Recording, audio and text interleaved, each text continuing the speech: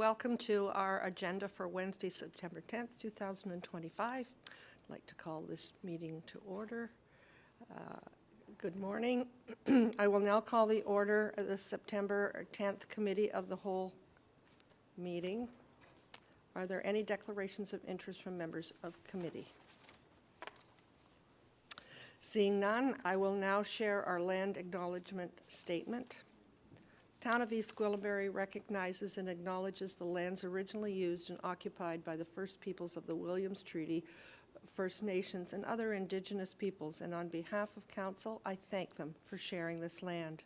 We also acknowledge the Chippewas of Georgina Island First Nation as East Gwillimbury's closest First Nation community, and recognize the unique relationship the Chippewas have with the lands and the waters of this territory. They are the water protectors and environmental stewards of these lands, and we join them in these responsibilities. We are at item D. Are there any community announcements from members of committee? Councillor Crothers. Hi, two things.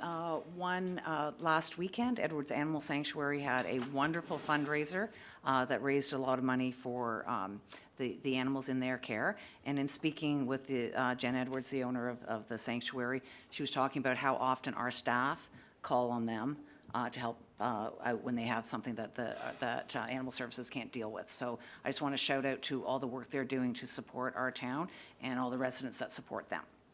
And then secondly, a heads up on the library used book sale that's coming up, not this weekend, but next weekend. It starts on Friday night and runs all day Saturday. And it's a great opportunity to pick up some good books and donate to the library. And if you have any used books, I'm sure the library would still love to see them and drop them off at the Hall and Landing branch. Thanks.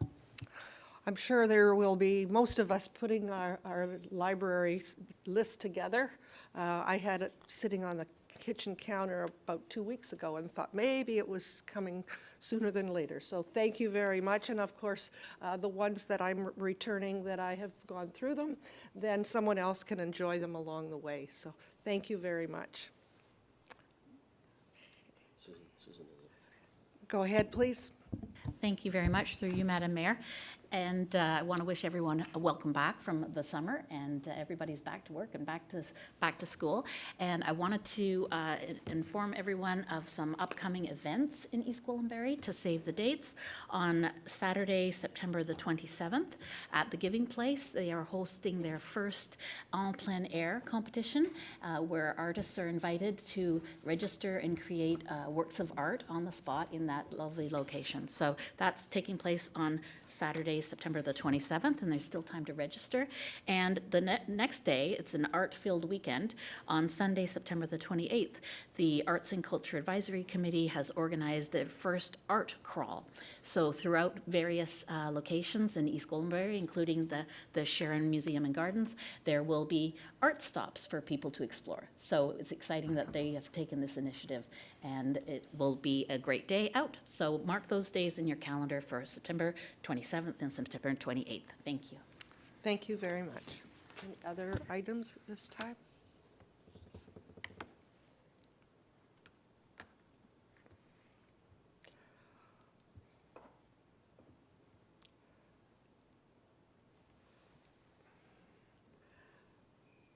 Today we ask that deputants would come to the lectern and speak clearly into the microphone if you are a deputant with us today.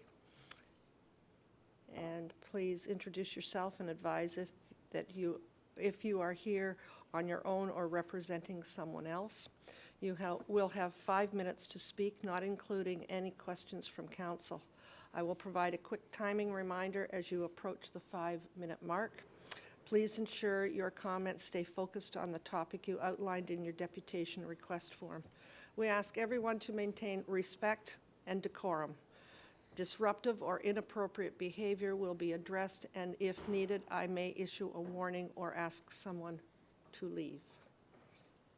Sure hope we don't have to do that today. And so with that, we're at item 1 with P. Johnston making a deputation and submitting correspondence to committee in opposition to Bill 5, Protect Ontario by Unleashing Our Economy Act 2025. Welcome. Good to have you with us today. Thank you. Thank you for having me. My name is Philip Johnston, and I'm here representing myself today. So good morning, Madam Mayor and members of Council, staff, and residents of East Gwillimbury. Thank you for giving me this opportunity to speak on a very important issue affecting our future. My name is Philip Johnston, and I've lived the better part of my life in Holland Landing, but have also lived and worked in Mount Albert, Queensville, and Sharon. This is how I know that as residents of East Gwillimbury, no matter where we live, we are heirs to an extraordinary natural heritage. Our town has an enviable wealth of biodiversity spanning from rare tall grass prairies to the extensive wetlands, ravines, and upland forests of the Oak Ridges Moraine. As someone who was lucky enough to grow up here, exploring these ecosystems as a kid taught me many valuable lessons and instilled in me a deep love for the natural world that inspired me to study biology and ultimately led to a career in biomedical science. Of course, to be given such an invaluable gift comes with the responsibility of preserving it, both for future generations, but also for those of us here now. That's a responsibility to protect the biodiversity that we depend on. I know this is a commitment that you share. This is evident thanks to EG's leadership on environmental initiatives, including the recently approved environmental strategy. However, the provincial government has now imperiled these initiatives with their passing of Bill 5, dubbed the Protect Ontario by Unleashing Our Economy Act 2025.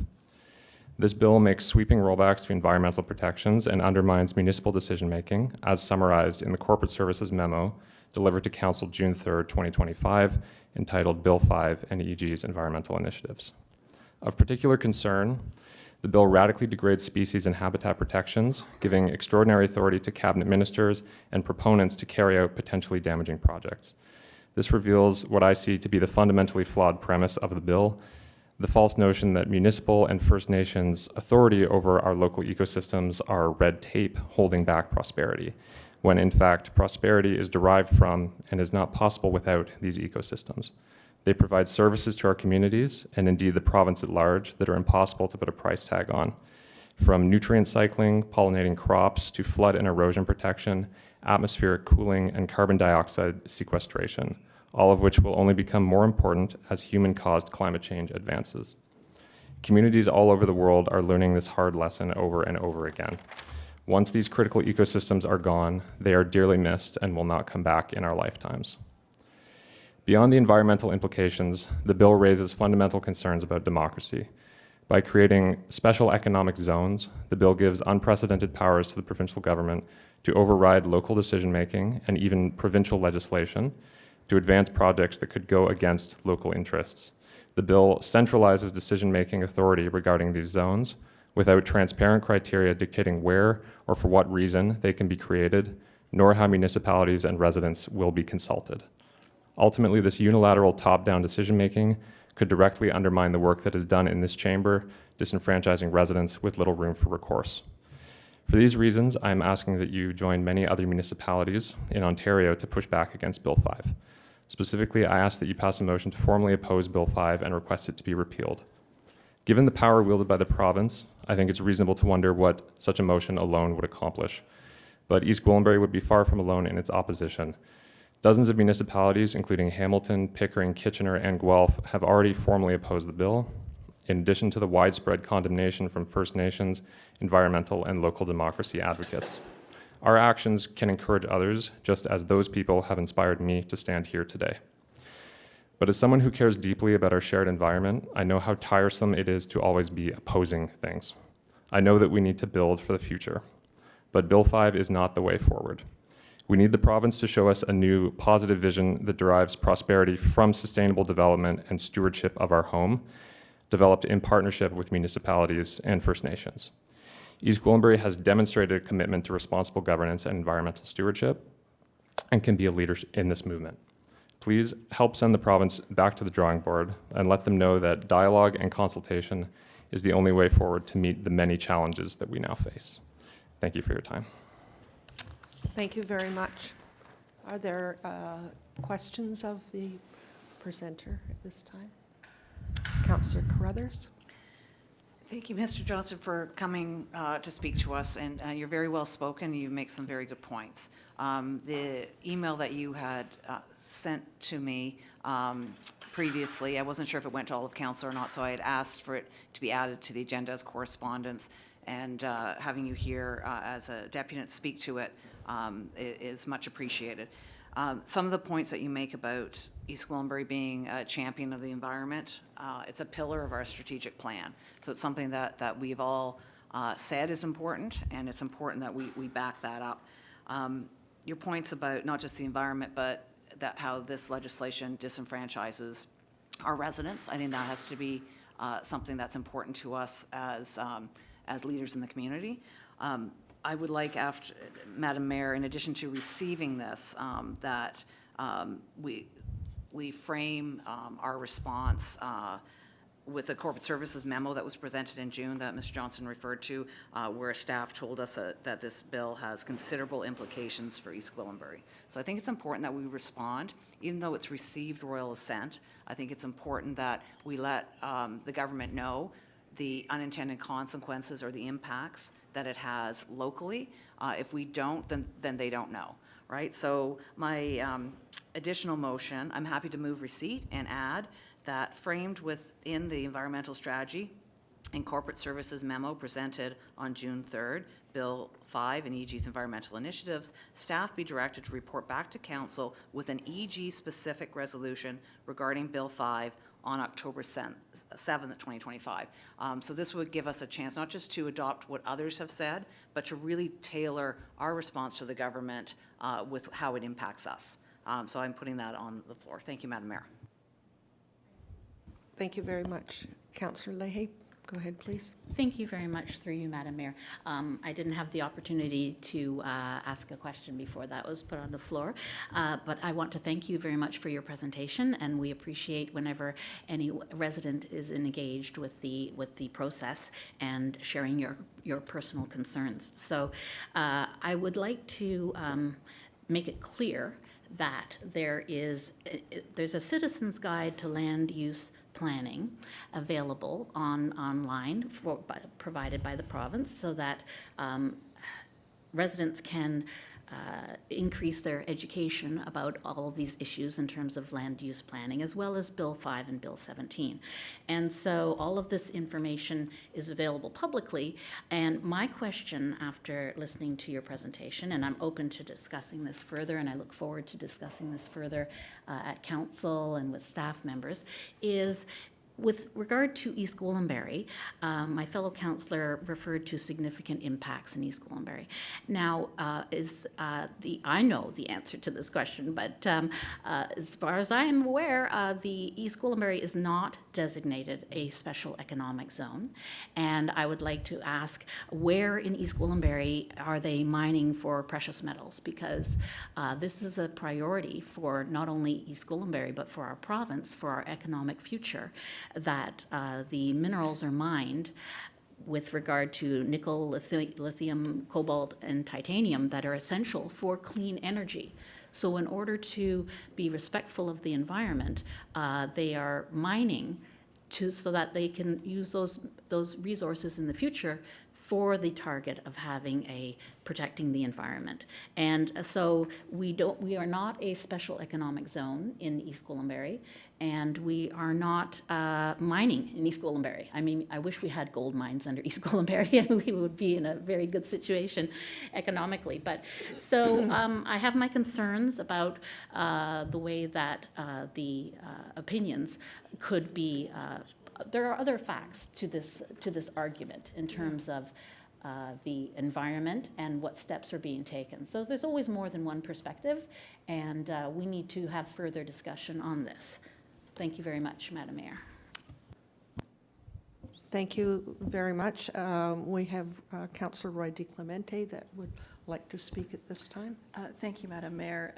I wanted to thank Mr. Johnston for his eloquent and passionate and well-informed deputation. Quite a few years ago, I sat on AMO's Economic Development Task Force, and that was dealing with economic issues that were province-wide and not just about East Gwillimbury. And I learned firsthand some of the challenges that the province was facing in unlocking the tremendous resources in the Ring of Fire. That's in Northern Ontario, and I understand instinctively the goal of Bill 5 in trying to unlock the economic powerhouse, quite literally, of our province.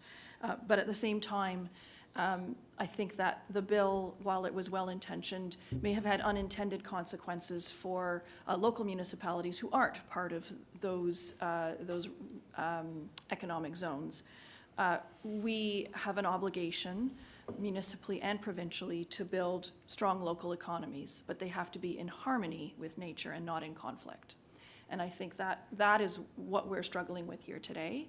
And I think it is appropriate for us to pass an EG-specific motion related to the bill in conjunction with the report that we've already had from staff that was given to us before we had royal assent for the bill, to advise the province that there were unintended consequences for our local environment, and to advise them of that and allow them to have that opportunity to reconsider some aspects of that legislation. So I have no problem supporting Councillor Carruthers' motion, and I want to thank her for putting it on the table. Thanks. Thank you. I have quite a list, so I will move towards it. Councillor Crone, please. Thank you, Madam Mayor, and thank you to our presenter for your very articulate presentation today. It's so refreshing to have someone come here and deliver all the facts and the arguments in a great manner. I have my concerns too about Bill 5. I went on to our Association of Municipality of Ontario website that is all the municipal governments advocate with the provincial government, and they too had concerns. So I place great faith in what AMO does for us, and they listed some of the concerns they had around against the special economic zones, that it cuts the councils out of the process, and I think that's wrong. It diminishes our role here.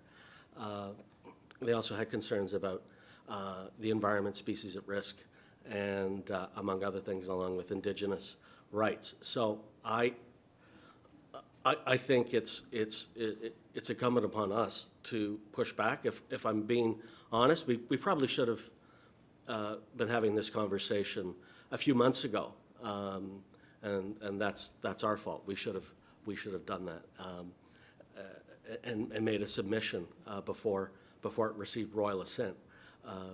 But there's no wrong time to do the right thing. So I certainly would support that. In fact, you know, we could even look at the federal, coincidentally, Bill C5 that has some that I have concerns about with environmental perspective as well. So it's not just the province that we should be picking on. I think there's a lot of criticism to share with all levels of government.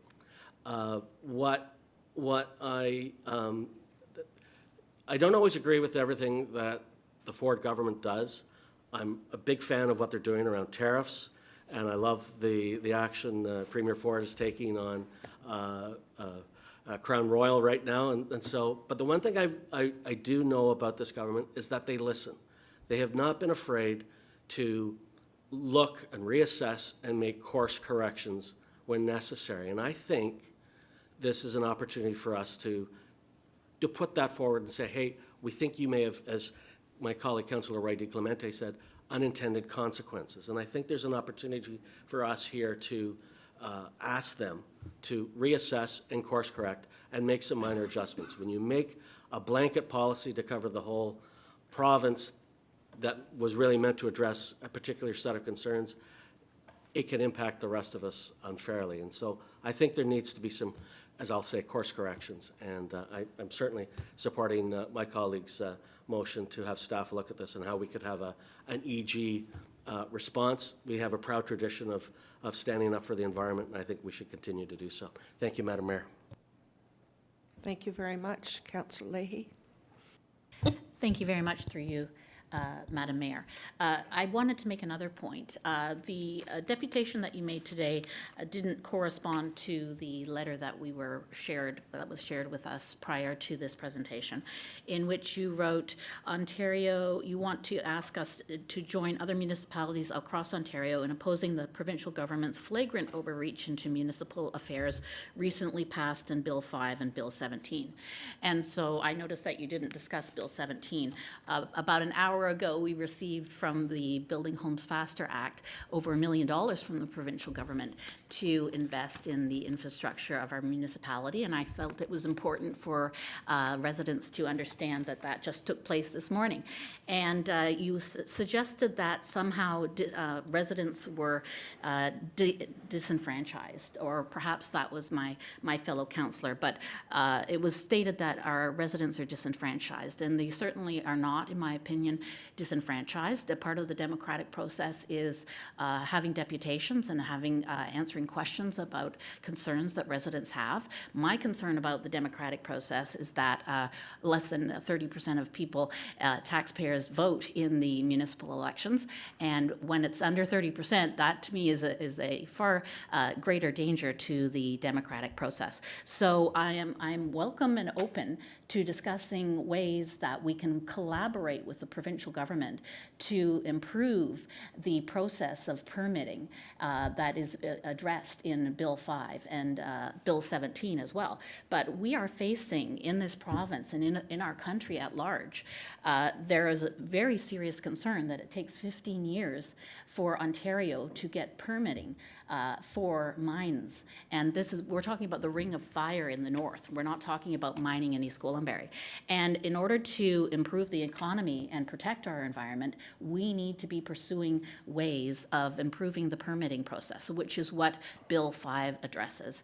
And it is incorrect and unfactual to say that the Indigenous peoples are not consulted. They are very much consulted in this process, and as well as some of the other implications. And in fact, the invasive species and species protection are being more aggressively pursued in terms of steps being taken to protect the environment. So there needs to be a balanced presentation of the facts, and I would ask that the staff and the other members of council, when we are discussing this further in the future during the public council meetings, that we emphasize the importance of sticking to the facts, and because everyone has their own personal interpretations of those facts.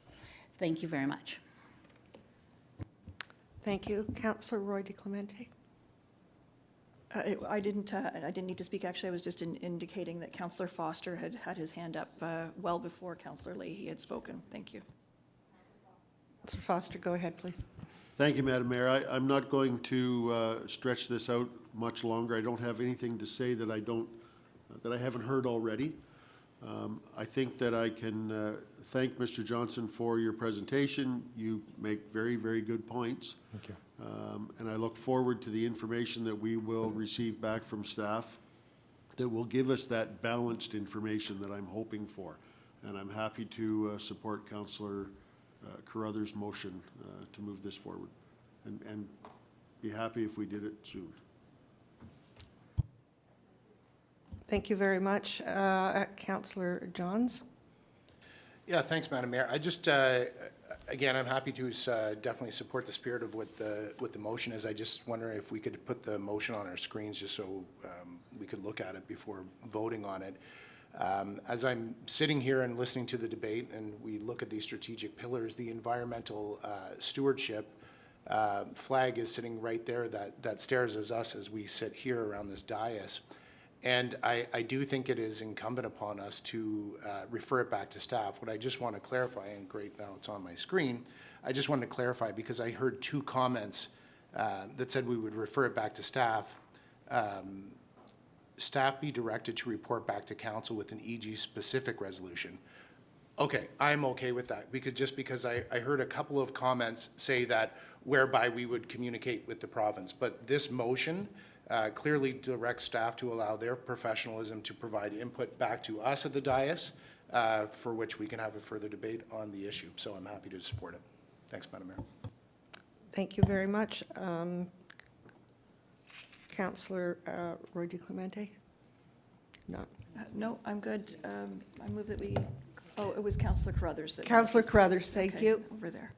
Thank you. I think everyone has spoken, so I just want to refer Councillor Leahy to the Corporate Services Memo from June 3rd that talks about the unintended consequences for EG, including limiting residents' ability to challenge certain projects. So that's where this is all coming from. It's coming from our staff, and I would like when staff bring this back, maybe they can recirculate the memo, or maybe even just send it out on email to us so everyone has it up front. And I'm happy to call the question, Madam Mayor. Thank you very much. The question has been called. All those in favor? Opposed? That is carried unanimously. Thank you.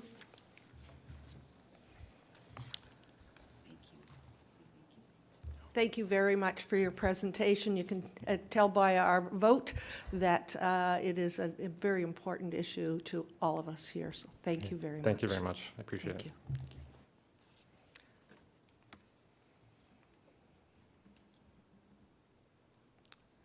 Okay.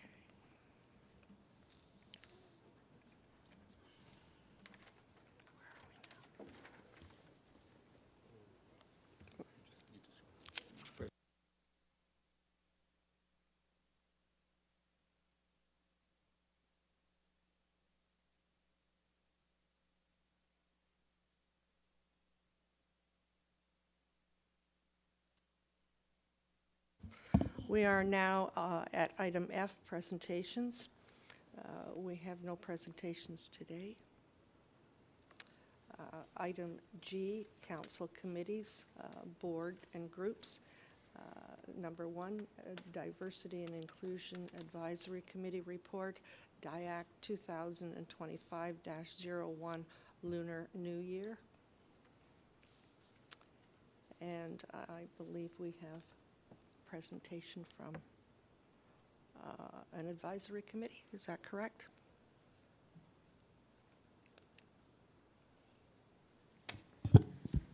Through you, Madam Mayor, the memo before you is from the Diversity and Inclusion Advisory Committee of Council, and I believe that the chair was unable to attend, although she may be watching or available online. And the question is put to council for the funding for the Lunar New Year event that has been taking place, entirely organized by volunteers and members of the Diversity and Inclusion Advisory Committee of Council, as well as members of the Arts and Culture Committee. It has been increasingly successful. In fact, last year they had to find another space for it. And of course, there are costs associated with this type of event, and so that is why the committee has requesting this the funding from council to proceed with the highly attended and successful event they'd like to have the same event for 2026, early in 2026. Thank you very much. Questions? Go ahead, please. Thank you very much, through you, Madam Mayor. I want to thank the committee led by the chair, Wanzi Poon, because of the excellent job that they have done. And over the course of the first couple of years that this event has been run, it's been a tremendous success in terms of engaging with the community. So I think it's an example of how the town can work moving forward. I just had a couple of points I wanted to make. I wanted to emphasize the contributions of the Arts and Culture Advisory Committee, the chair and vice chair of which and other members have actively participated and helped support the production of these Lunar New Year events. But I also have a question about the funding that is in the budget there put forward for communications and promotion.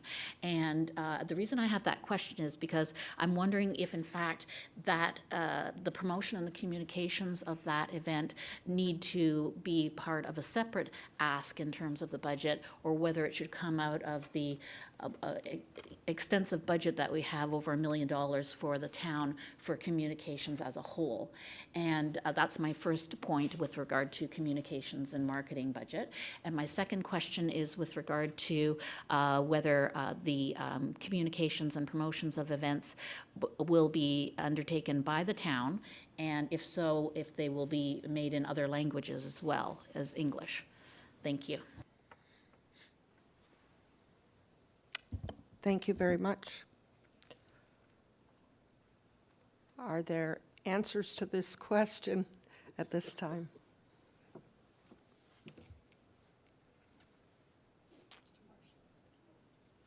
Mr. Marshall, go ahead, please.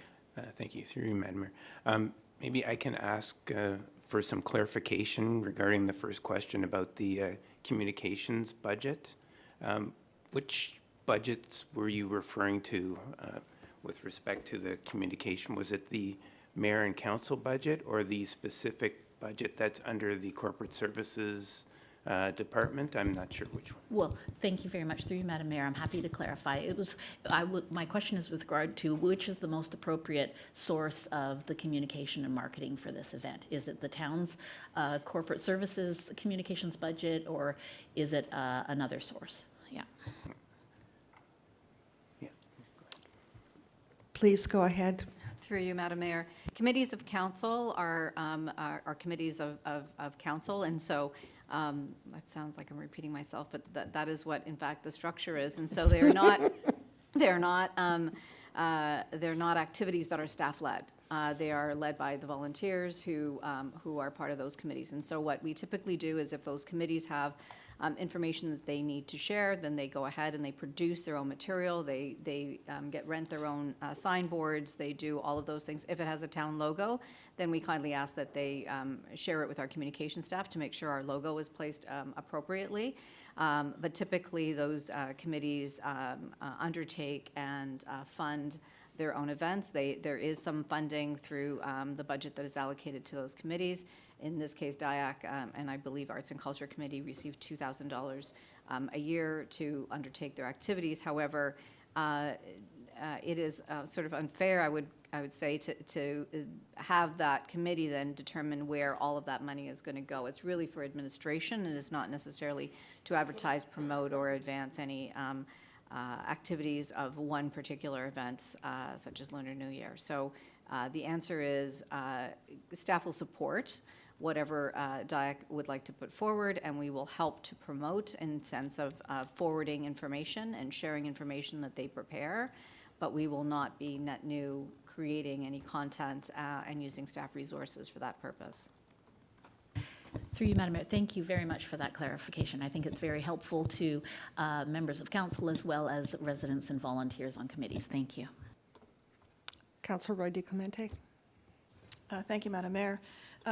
My instinct would normally be to receive it and refer it to the 2026 budget process, but I think that in the interests of planning and putting this underway, it may be helpful if we do approve the recommendation.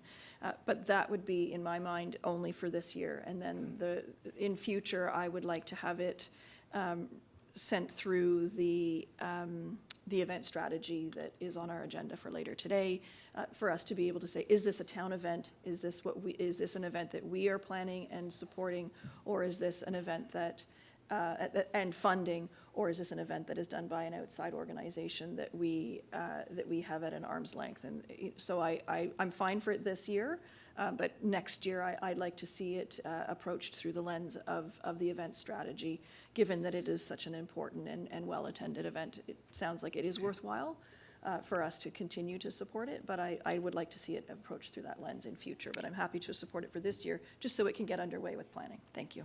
Thank you. Councillor Crone and Councillor Crothers. Thank you, Madam Mayor. And again, unsurprisingly, Councillor Roy DiClemente and I are on the same page. I was going to say the same thing, that happy to support the intent of this. I think it's always been a great event. It's probably better served to have this discussion during our budget process. And I agree, we're about to receive a community event strategy, and it should I would suggest that it should be in conformity with that as well. And I think with that intent, it would be best if we could see some community partnering with it as well, so that we get as many people involved as possible. But happy to support the intent on this. Thank you, Madam Mayor. Councillor Johns? It's okay, Madam Mayor, I don't need to take any more time on the item. Did I have any other speakers? Councillor Crothers, sorry. Thank you very much. I support this in principle.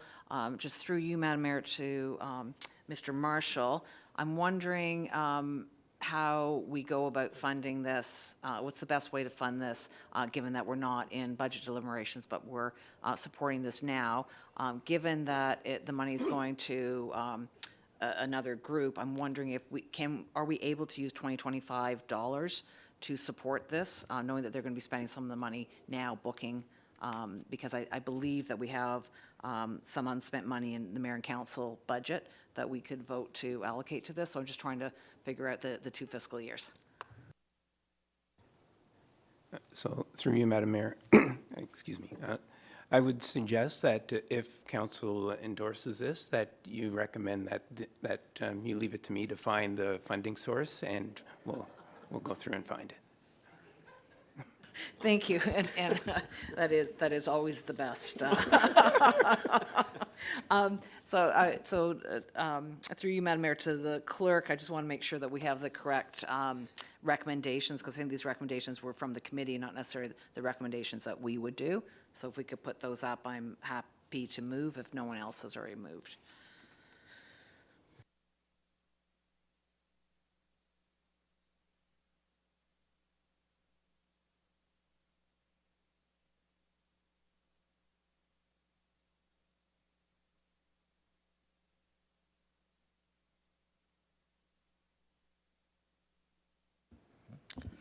Be it resolved that Diversity and Inclusion Advisory Committee report DIAC 2025-01 dated September 10th, 2025, entitled Lunar New Year, be received, and that would be through the advisory committee recommendation as follows. Be it resolved that the Diversity and Inclusion, sorry, I went just this one, and that the report be approved. Councillor Crothers? So I'm moving this, and I just want to make sure that we have the amount of the funding, so that council. I'm not sure that we need to approve the report. I'll ask yourself, Madam Mayor, or Councillor Roy DeClemente, if that's actually necessary. We're approving the funding, we're receiving the report and approving the funding. I believe that's enough. Thanks. Okay. Questions? All those in, go ahead.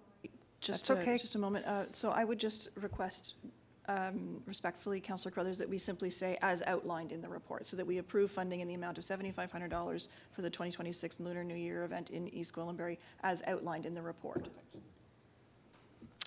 I think that captures it all at this point. Councillor Johns?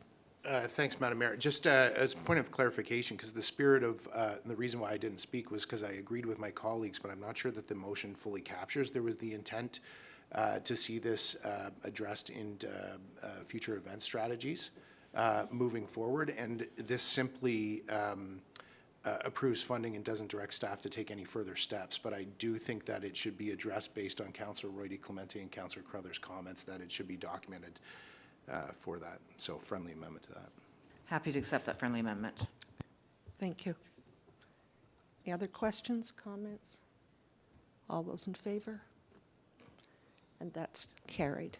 Thank you very much.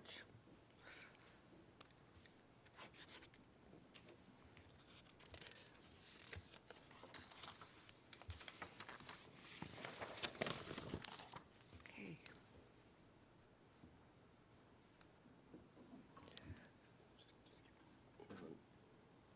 There we go.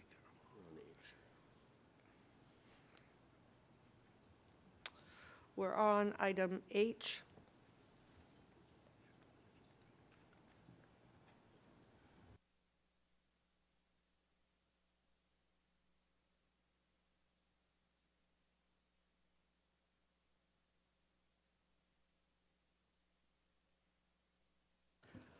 We're now at item H, administration with myself in the chair. Item number 1 is administration, presentation, and report. Admin 2025-03, draft 2026 business plan. And I would ask Mr. Balchik if you could go ahead with this. Thank you, Madam Mayor. It's a real pleasure to introduce, and with your permission, turn it over to Ms. Cromfley, our strategic advisor, to introduce the draft 2026 business plan, which is really the precursor to the business plan and budget process when we go through the process of allocating the resources and determining how we're going to raise the revenue to achieve the objectives of the business plan as laid out. I do want to just say that before I turn it over, first of all, great appreciation to Ms. Cromfley for her leadership and her facilitation of the process, and also to the entire extended management team and to council members that we've had the opportunity to have a number of one-on-ones with to get to this point. So although this is the first kind of public showcasing of the draft 26 business plan, it comes after essentially months of significant work and consultation and conversation internally, and now we embark in this sort of public presentation and public portion. So I'm really thrilled to have Ms. Cromfley presenting today, and with your permission, I'm going to turn it over to her at this point. Thank you very much.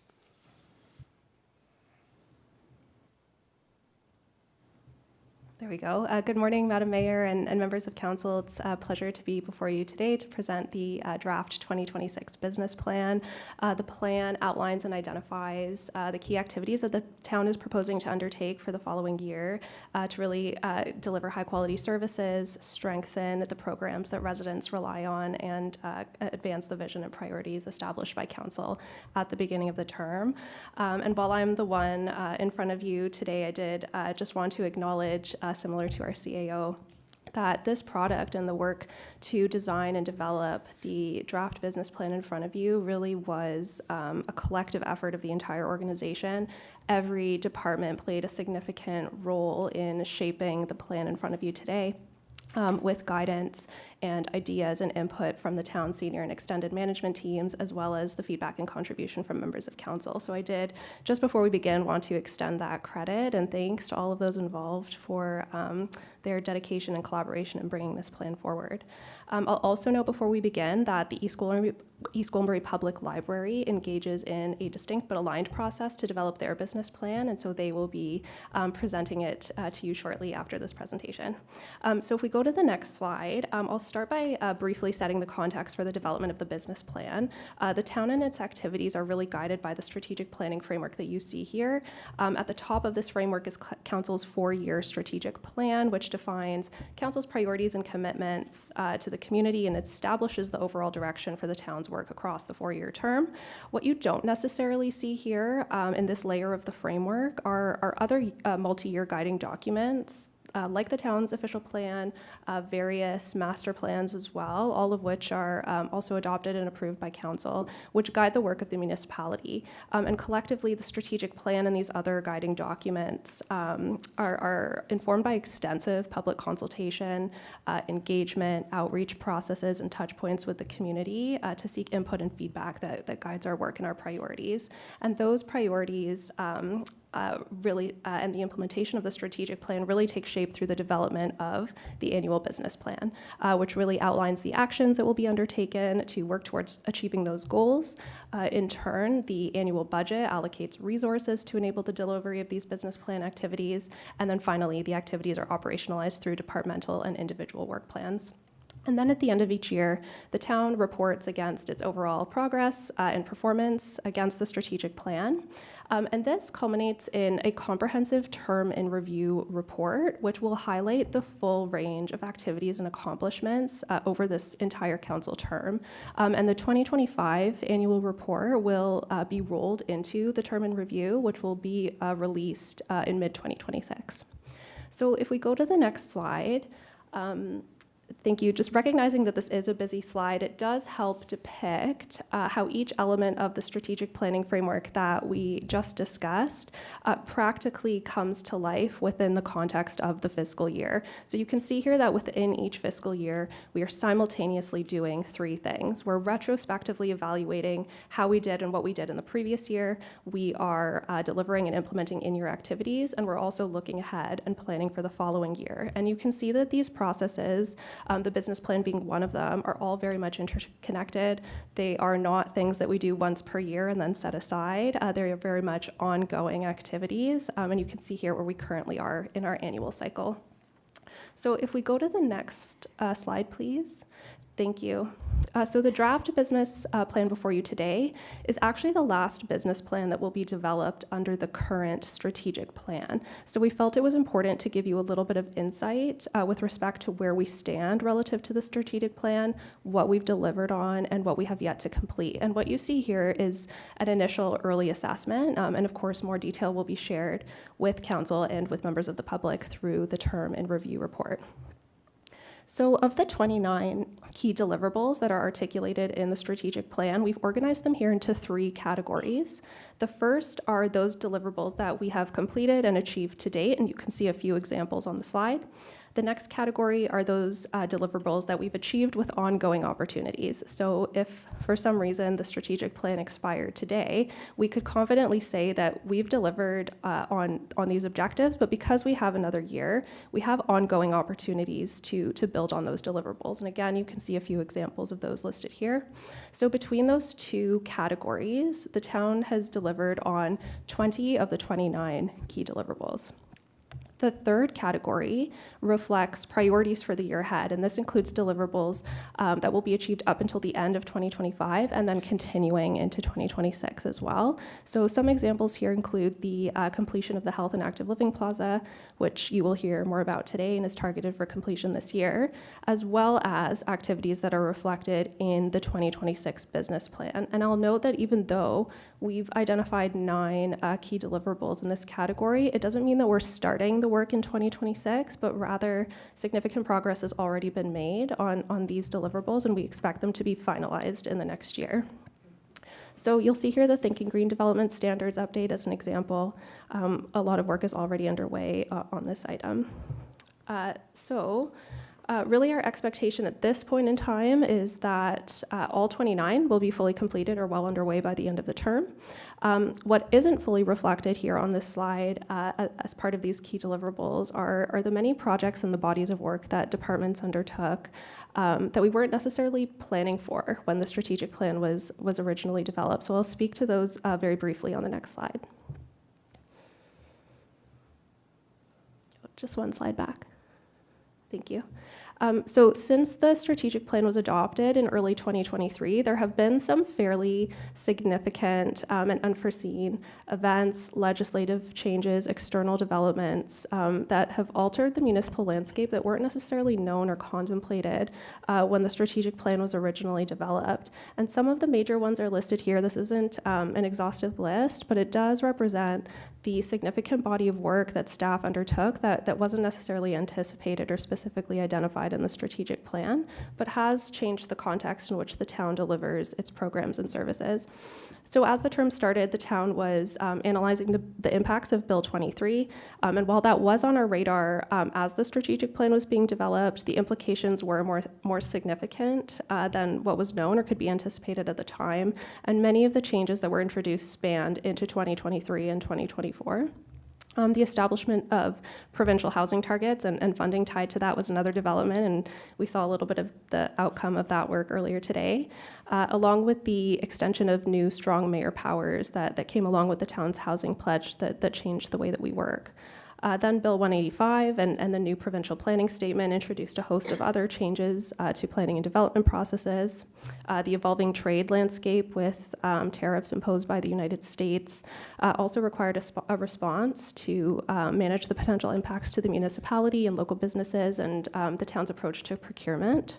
And most recently, Bill 17 which introduced further changes and measures to planning and development and infrastructure. So it's important to note that the strategic plan, and then by extension the business plan, is being delivered in a dynamic environment with new legislation, economic pressures, community needs that continue to shape the way that we deliver our services. And the strategic plan and the business plan are designed to be flexible, allowing the town to adapt while still advancing council's identified priorities. So if we go to the next slide, please. So the draft 2026 business plan really reflects the context of the year ahead and is shaped by three important themes that you see here on the slide. The first is that 2026 is the final year of this term of council. It's the final year that activities will be delivered under the current strategic plan. And what that means is that the business plan really focuses on completing major initiatives and fulfilling the priorities and commitments identified at the beginning of the term. So it's not necessarily a year of new initiatives, of new projects starting, and you'll notice that in the plan, it's actually finalizing what has been a busy and successful term of council. So the second theme is that as we head into 2026, we're actually heading into a transition period that spans even into 2027. While we're finalizing the initiatives of this term, the business plan also includes preparatory work to position the town for the next term of council. And the third theme here is related to 2026 being an election year. And so the business plan really integrates the activities and resources required to support that municipal elections process. We know that elections don't start and end on election night. There's a lot of significant work that goes into it, and it's an incredibly large undertaking that is corporate-wide and involves almost every department. So the draft business plan really reflects the fact that next year is both the culmination of the current term's work and the foundation for what comes next, while also ensuring that we meet our responsibilities for an election year and continue to deliver high-quality programs and services that we offer to the community. So if we go to the next slide, please. Just in thinking about how we structured the business plan and categorized its activities, it's important to reflect that the town is responsible for delivering a suite of programs and services that are core to what we do, that are our regular day-to-day business operations, and we've reflected that here through our core programs and services. In addition to that, the town undertakes unique initiatives each year that really build on or augment our baseline program and service delivery and move our strategic plan forward in specific ways. So that's reflected under the projects and strategic initiatives category. And if we move to the next slide, I just want to emphasize that our core programs and services really reflect the town's routine business and represents the foundation of what the municipality does every day. And these are the activities that make up the majority of our work. So things like providing customer service, keeping our parks clean, making sure tax payments are made on time, keeping our community safe, maintaining garbage and waste collection. These are all part of our core program and service delivery and really constitute the lion's share of what the town does to meet the needs of residents and deliver the programs and services they rely on. So if we go to the next slide, so in addition to those two categories, the business plan also demonstrates how each activity aligns with the strategic plan. So on the slide, you can see 5 icons, each of which represents one of our 5 strategic priorities, and the icons reflected here are also reflected throughout the business plan to demonstrate that strategic alignment. So I hope that that is helpful in setting the stage for the draft business plan in front of you. And I'll just spend my last few minutes here presenting the highlights of the business plan by strategic priority. So if we go to the next slide, please. Great, I'll begin with quality programs and services. So again, you'll see some of the highlights of the business plan reflected here. It's not a comprehensive list, but some of the notable activities that are included.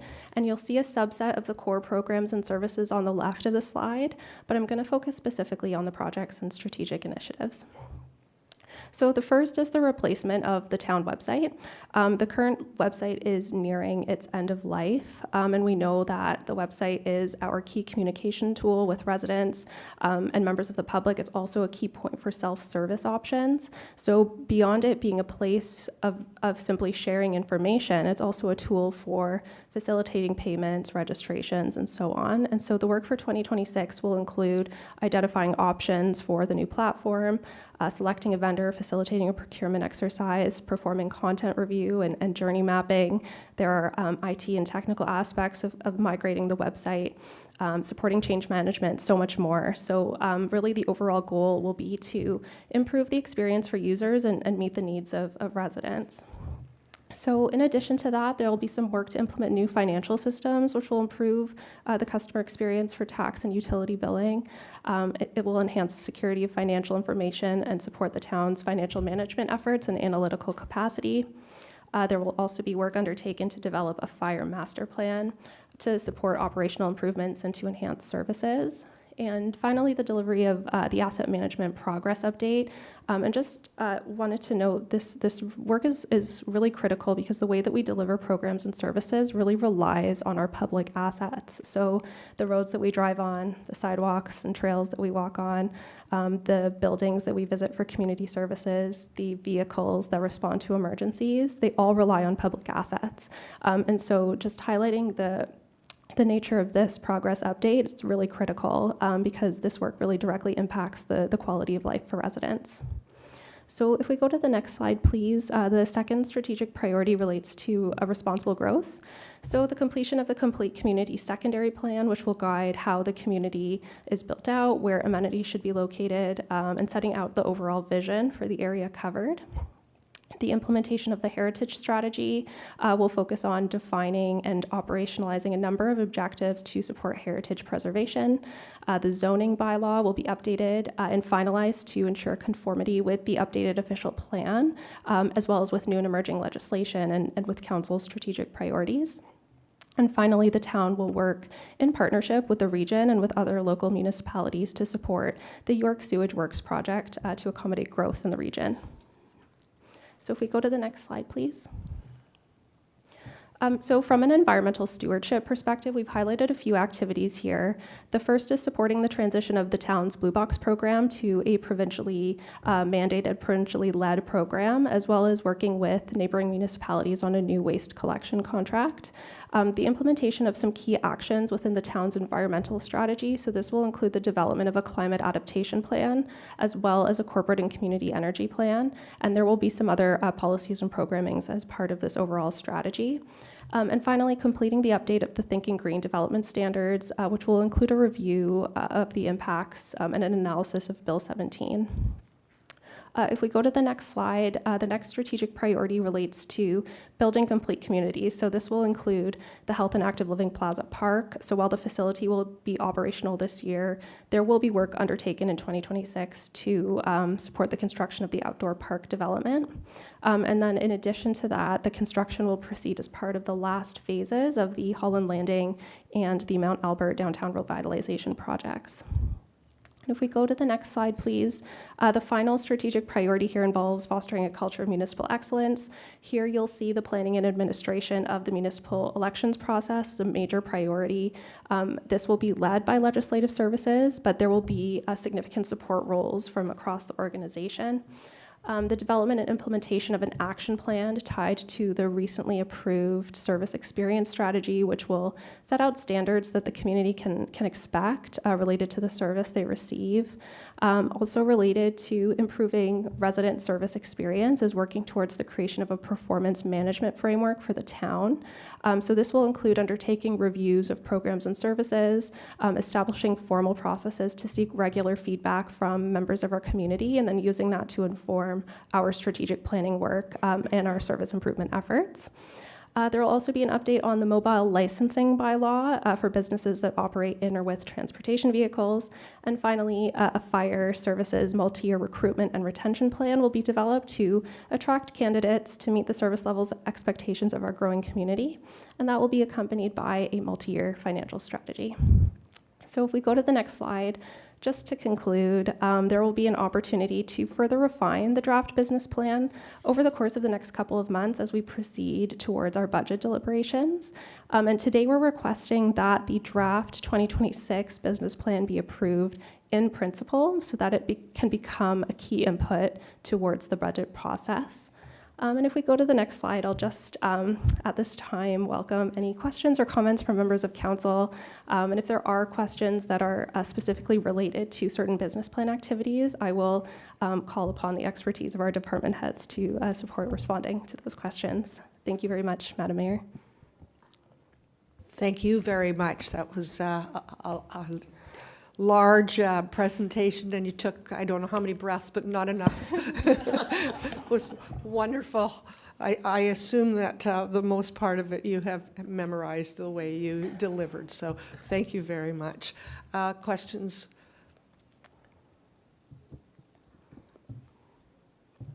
Councillor Johns, go ahead, please. Yeah, thanks, Madam Mayor. Through you, this is actually to directed to corporate services, and I'm not sure what it says on the slide deck. 29 is the one that I'm looking at, and it's something that I've actually been speaking about probably for 36 months, and it is the review and analyze parking issues and needs as the basis for the development of options and recommendations to address parking constraints. Now, I believe in a previous version, I had noted that it had said parking pilot.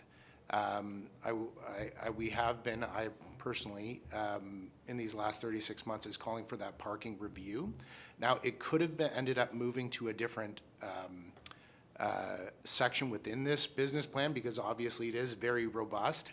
But I feel like in a previous version, we did identify it as a parking pilot versus what has now hit the agenda as review and analyze parking issues. And so I was hoping to just get clarification on this initiative, Madam Mayor.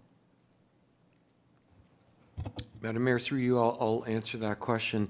Ms. Cromfley identified earlier in the presentation some fairly extensive unplanned activities that we've dealt with through this term of council. So what that's meant is, as we've reviewed work plans and where we are status-wise going into 2026, I guess to be quite blunt, we're under-promising and we're hoping to over-deliver, because we're not sure if we're going to get to actually delivering a pilot in 26 or not.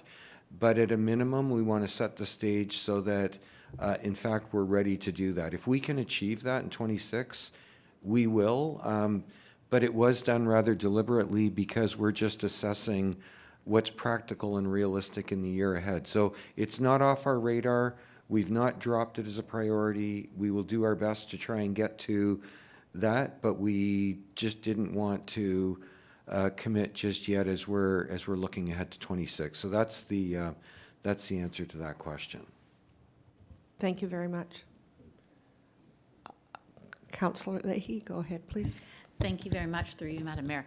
Thank you very much for that detailed presentation, and I think it's great that we have a strategic planner who is helping guide us along with this process. So my question is with regard to the actual plan itself, and you gave us some timelines about when more information will be coming and the status of some of the projects. So when, in fact, in order to enable us to have enough time to consider all of the details in the budget process, when will you be giving us some numbers to go along with this business plan for us to consider prior to the actual budget deliberations?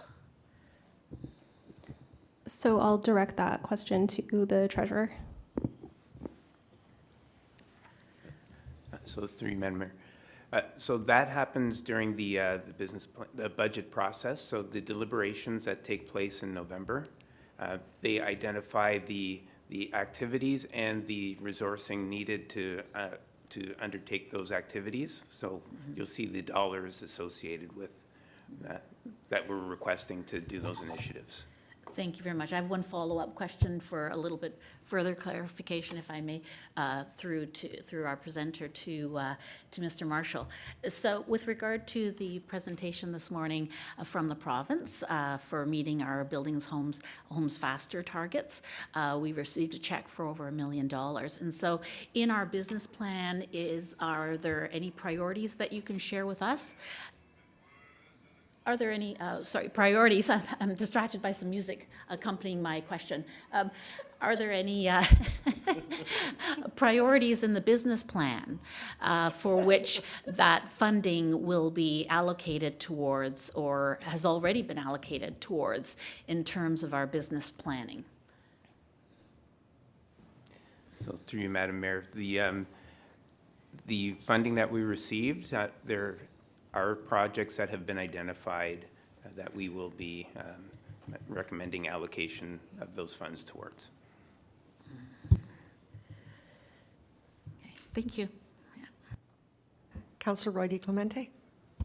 Thank you, Madam Mayor. And I will echo the comments from my colleagues that I commend you for distilling what is a tremendously complex process into some easily managed slides. I did want to delve into a little bit more into the specifics of some of the key projects and strategic initiatives. Councillor Johns mentioned about how he's been advocating for 36 months about parking.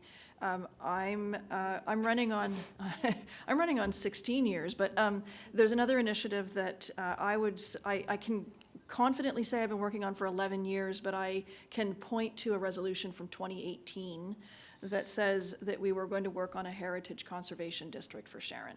And so for me, the heritage strategy makes a lot of sense, but I absolutely, I quite frankly can't support this draft, even in principle, without seeing that heritage conservation district built into that, because we're now working on 7 or 8 years. And so for me, that's certainly a priority if we are looking at the end of term, and I'm just going to advocate for that at this point.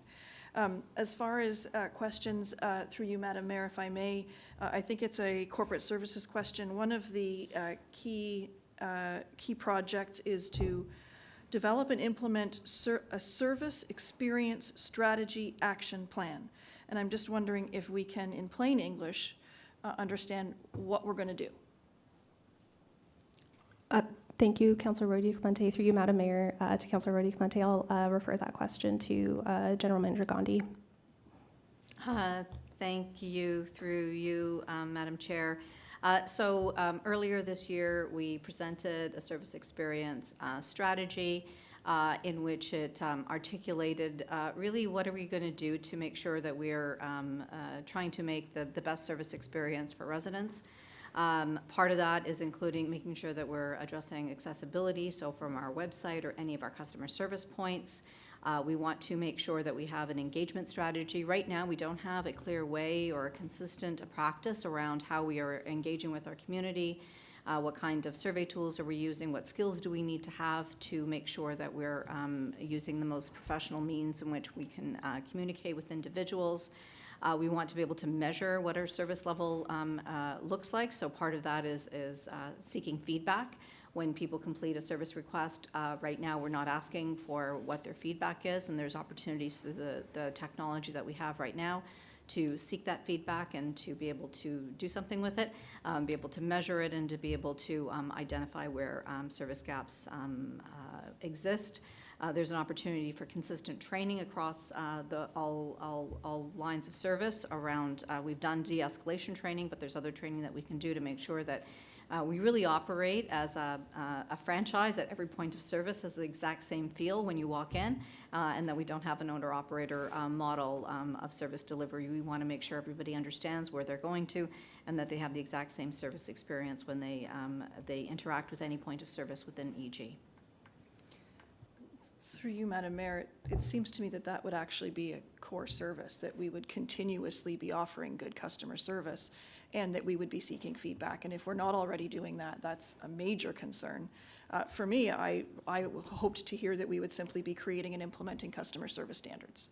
And that we would be able to say to a member of the public, when you email us, this is what you can expect. But for me, there's a lot of stuff that we're already doing, or we should be already doing, and it shouldn't be a special project. So that will be where I'm going to start for now. I've got a few other things, but certainly happy to hear from my colleagues. Mr. Belter? Madam Mayor, just for a bit of clarity, Yes, absolutely. We regularly gather feedback. We regularly use that to inform continuous improvement efforts. In fact, we report on those regularly at council, so that is nothing new to council. What this is really about is about formalizing, in many cases, informal practices. And so we have documented standards, we have documented expectations, we have better business continuity planning in place, so when somebody new steps in, they understand they don't have to try and pick the brain of somebody that's left the organization. So what you're seeing is us maturing as an organization as we get ready for the next wave of growth. So the answer to the question, of course, we have been doing that all along. We will continue to do that, but we're going to do that with some additional formality and sort of planning for what we need to do to be sort of more resilient as we grow, because once this organization goes through its next wave of growth, some of the more traditional, effective but informal practices are not going to cut it. Madam Mayor, if I may, I just wanted to make sure we also responded to the first part of your question, Councillor Roy DiClemente, surrounding the Sharon Conservation District.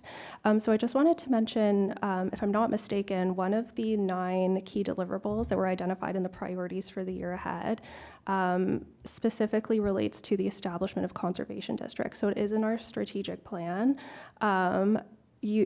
Also in our business plan, as you mentioned, the implementation of the heritage strategy, but the Sharon Conservation District is not specifically called out within that line item in the business plan. So as part of the refinement of the business plan throughout budget deliberations, that's certainly something that we can include and specifically call out in the draft business plan related to the Sharon Heritage Conservation District. Go ahead, Let me please. respond, thank you. I appreciate that, and I would actually like to see it incorporated into our resolution today. There's other projects that we've called out specifically in this, including Soldiers Bay, and I just, given the fact that this has been underway for quite some time, I think it's important that we prioritize its completion. Thank you.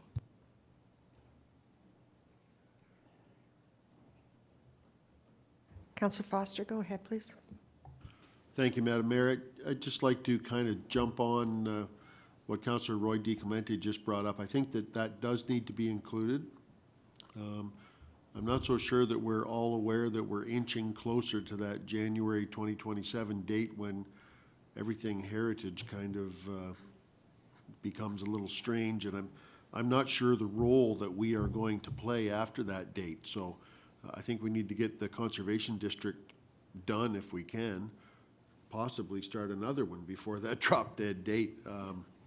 That's a big ask, but I think it is important that it be included. Thanks.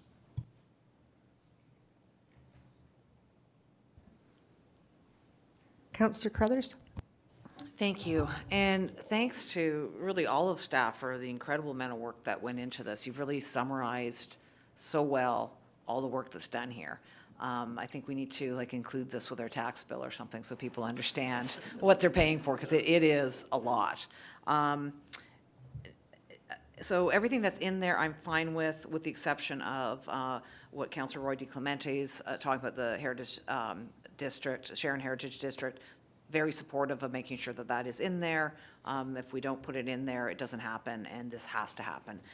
So supportive of that. The one thing that I found that was missing is a mayor and council business plan. A third of our operating budget goes to the Office of Mayor and Council, and in there we have community initiatives, we have our community groups, and I think it's important that we include a business plan of what the core priorities are, or the core business what taxpayers are getting for that 3% of the budget, as well as any strategic initiatives. Now, knowing that we're going into an election year, we really only have a few months to get those underway, so they might be a little bit light this year, but I don't think we should skip it. Historically, staff have put together a very brief business plan, and then as we transitioned to getting the business plan earlier, we formed a subgroup that looked at that and put together something more robust, and I believe everyone in council has served on that subcommittee. Last year, under Strong Mayors, we ran into some difficulties just trying to get on the new page with that, and it was missed, and I'm fine that it was missed last year, but I think going forward, we need to have that in there.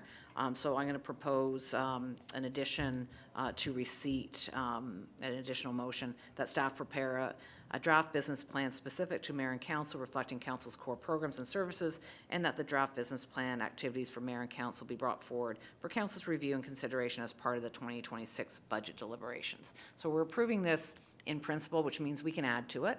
And so I'm suggesting this addition, and I trust staff to know what our core business is, because we do it every day and we've been doing it for a long time. So I'm happy to add that. Additionally, I'm not putting forward a motion on this, but to you, Madam Mayor, historically we had this subcommittee that took a really robust look at our budget, put in that oversight. That's happened, I think, every year that I've been on council. Prior to that, there wasn't that robust oversight. And so no one ever asked if there was enough money for the pancake breakfast, right? And by the time the budget comes to the table here, we're all concentrating on the bigger ticket items. So I understand under strong mayors that we don't need a motion from council to strike that subcommittee. That is up to you. And I would just advise you that I think it's good for us to have that subcommittee with a couple of councillors that'll take a deep dive on it. It doesn't preclude anyone from commenting or making changes when it comes to council, but just we know that that deep dive was taken and that we checked with our staff to make sure there's enough money for the various programs that we have. So I won't put a motion on with that. I'll just leave that as advice to you. Thank you. Councillor Leahy, go ahead, please. Thank you very much. Through you, Madam Mayor, I want to thank my fellow councillor for bringing up that issue of the mayor and council business, expense funds, et cetera, all of the elements that go into that fund.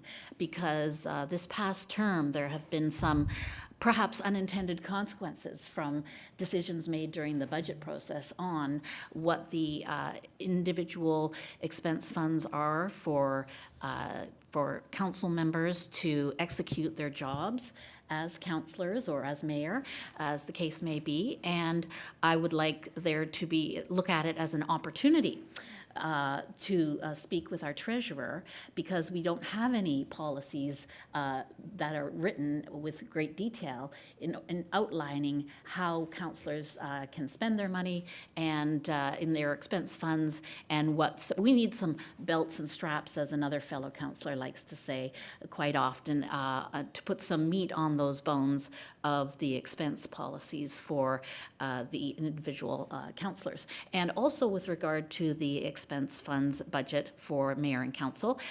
In the past, as my fellow councillor referred to, there was some concern or question about do we have enough funds for the pancake breakfast, et cetera. I also believe that when staff are looking into this, we need to consider how we communicate these events that are paid for by council.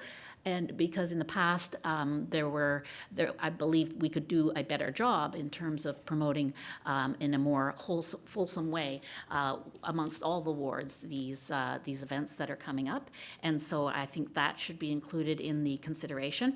But I would also like to speak to the fact that it's a subcommittee that's formed, and not all of the council members have the equal opportunity. It just depends if we're chosen to be on the subcommittee. And I think because this isn't we've have a request to look into by staff our expense budget for mayor and council. I think it's an opportunity to invite all of council to be at that subcommittee meeting rather than just a few members of the subcommittee. Unfortunately, last year I had to leave the subcommittee prematurely, and so I wouldn't want that to negatively impact future expense funding discussions that we have at the budget table. So thank you very much for taking into consideration those suggestions that I have made to staff. Thank you. But I'd like to ask specifically that we add to this as well, that the mayor and council budget expense funds be specifically looked at, and that we are provided with clear outlines as we head into the next budget process. Thank you. Thank you. Councillor, go ahead, please. Thank you.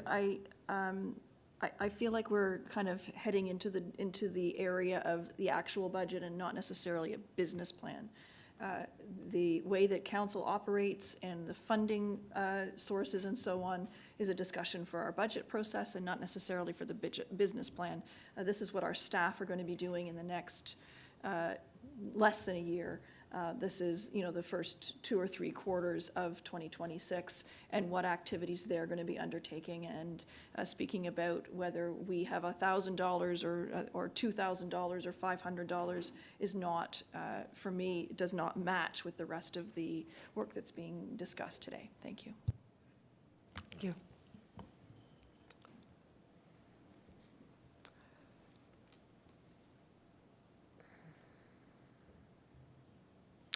Not seeing any other questions or comments, or Councillor Roy DeClemente? Thank you. So I think that what I'll do is, Councillor Carruthers, did you want to add, I think you had spoken about adding in a mayor and council portion of the business plan to the resolution. Go ahead, please. Someone needs to shut off their mic. Through you, Madam Mayor? I'm speaking. So I was going to say that I was going to make a motion to receive and so on, but I wanted to make sure that we incorporated the Heritage Conservation District for Sharon, as well as an issue that Councillor Carruthers raised. I believe it's on the screen now, and sorry, I didn't realize that you had already moved this, Councillor Roy DeClemente. So my addition,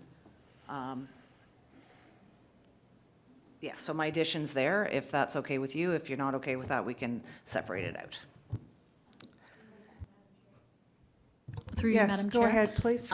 Before we proceed, I would also like to make an amendment that this year, the process for the business planning for the mayor and council budget be every member of the council be allowed to participate in that, rather than forming a subcommittee, that every member of council be given the opportunity to speak with the treasurer on that.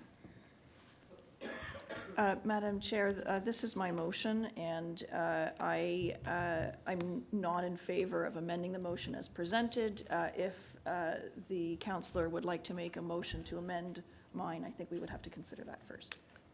Thank you. Yes, go ahead, Councillor. Can we please have the motion up there? I was in the middle of reading it, and now I can't see it anymore. I want to just see what's in there. We are only talking about the business plan, and we're talking about bringing it forward. We're not talking about a subcommittee on the business plan. I only had mentioned historically we had that on the business plan. We haven't. So for this year, we're looking at just bringing that forward straight from staff to council. When it hits the council table, everyone can have their say on the business plan. I only mentioned the budget subcommittee as it pertains to, we used to have it to do this. So that is a question that is left with the mayor, as we have strong mayor's powers. Thank you. Yes, go ahead, please. Thank you very much, through you, Madam Mayor. Well, I will withdraw my friendly amendment with regard to the budget subcommittee, but I do want to emphasize that it is part of the overall business plan, as my fellow councillor pointed out, in terms of how much money is being allocated in the business plan to the mayor and council budget. So I will look forward to further conversations about that at the next opportunity. Thank you. Thank you.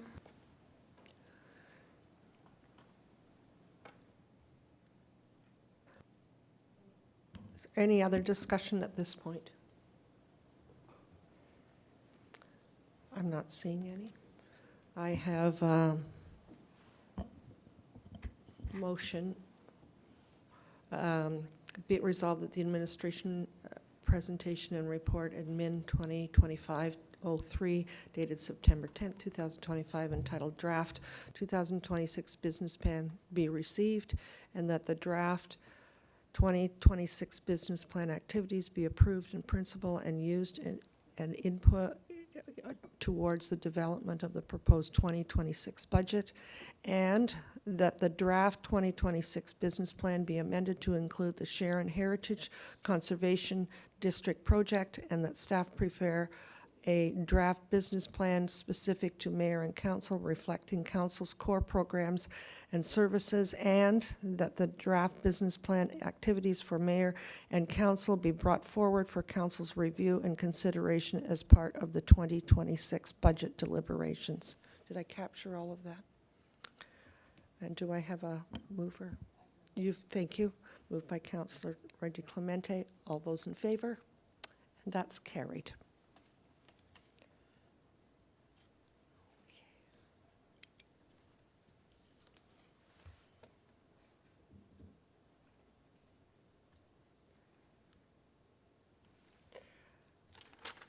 I'm at the library, is that correct? I'm at the East Gwillimbury Public Library. Excuse me. And I'm just wondering if I'm not sure at the timing of it. Are people ready for a stretch or want to take a 10-minute? Okay, I'm hearing that. I won't change, but I will expect that everyone be back on time so we can continue the momentum that we have already. So I'm looking at 11:26, so perhaps a quarter to 12. Is that fine with it, everyone? That's 20 minutes too long? Yeah. Okay, okay. 15 minutes. 10? 10, okay, we'll go with 10. Oh, fine. Let's take a break.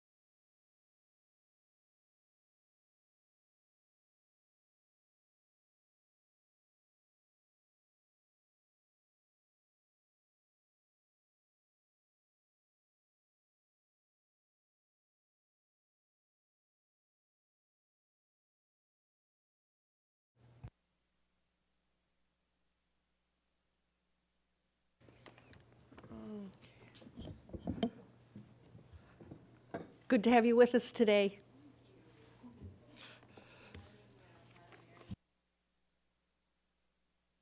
Today to present, is it too far?